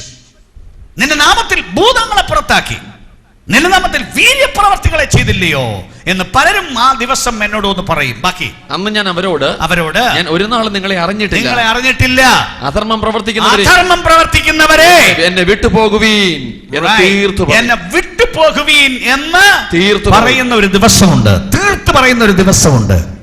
ആത്മീയത്തിൽ ഇറങ്ങിത്തിരിച്ചു എന്ന് പറഞ്ഞുകൊണ്ട് അവിടെ ചെല്ലില്ല. നിങ്ങളുടെ മേൽ കൃപ കിട്ടി നിങ്ങൾ പ്രവചിച്ചു എന്ന് പറഞ്ഞുകൊണ്ട് നിങ്ങൾ അവിടെ ചെല്ലില്ല. നിങ്ങൾ രോഗിയെ സൗഖ്യമാക്കി, പല രോഗികൾക്ക് നിങ്ങൾ കൈവച്ചപ്പോൾ സൗഖ്യമുണ്ടായി എന്നുള്ളത് കൊണ്ട് നിങ്ങൾ സ്വർഗരാജ്യത്തിൽ പോകണം എന്നില്ല. വീര്യപ്രവർത്തികൾ പലത് ചെയ്തു എന്നുള്ളത് കൊണ്ട് സ്വർഗരാജ്യത്തിന്റെ ഗ്യാരണ്ടി അല്ലത്. ഇത് ഗ്യാരണ്ടീഡ് ആവണമോ? വൃക്ഷത്തെ അതിന്റെ ഫലത്താൽ അറിയാം. ആമേൻ. സ്വഭാവം കൊണ്ടറിയാം. നിങ്ങളുടെ സ്വഭാവം നോക്കി, ജീവിതം നോക്കി നിങ്ങൾ പറയൂ. നാട്ടുകാർ, നിങ്ങളെ കാണുന്നവർ വിളിച്ചു പറയട്ടെ, നിങ്ങൾ ദൈവപൈതലാണോ അല്ലയോ? ആമേൻ. നിങ്ങൾ നല്ലപോലെ അറിയാം. നിങ്ങളുടെ കുടുംബം പറയട്ടെ, നിങ്ങൾ ഇവിടെ കാണുമോ ഇല്ലയോ? നിങ്ങളുടെ വർത്തമാനം എങ്ങനെയുണ്ട്? നിങ്ങളുടെ പെരുമാറ്റങ്ങൾ എങ്ങനെയുണ്ട്? നിങ്ങളുടെ മനോഭാവങ്ങൾ എങ്ങനെയുണ്ട്? നിങ്ങളുടെ പ്രവൃത്തികൾ എങ്ങനെയുണ്ട്? ഇതെല്ലാം സ്വർഗരാജ്യത്തിന് ചേരുന്നതാണോ? സത്യമാണ്. തീപ്പയ്കയുണ്ട്. ഒരിടത്ത് ജീവൻ, മറ്റൊരിടത്ത് മരണം. മരണം എന്ന് പറയുന്നത് ഭൂമിയിലെ ഏറ്റവും ഭീകരമായ ഒരു കാര്യമാണ്. തീയ്. അതാണ് ആ ചിത്രം.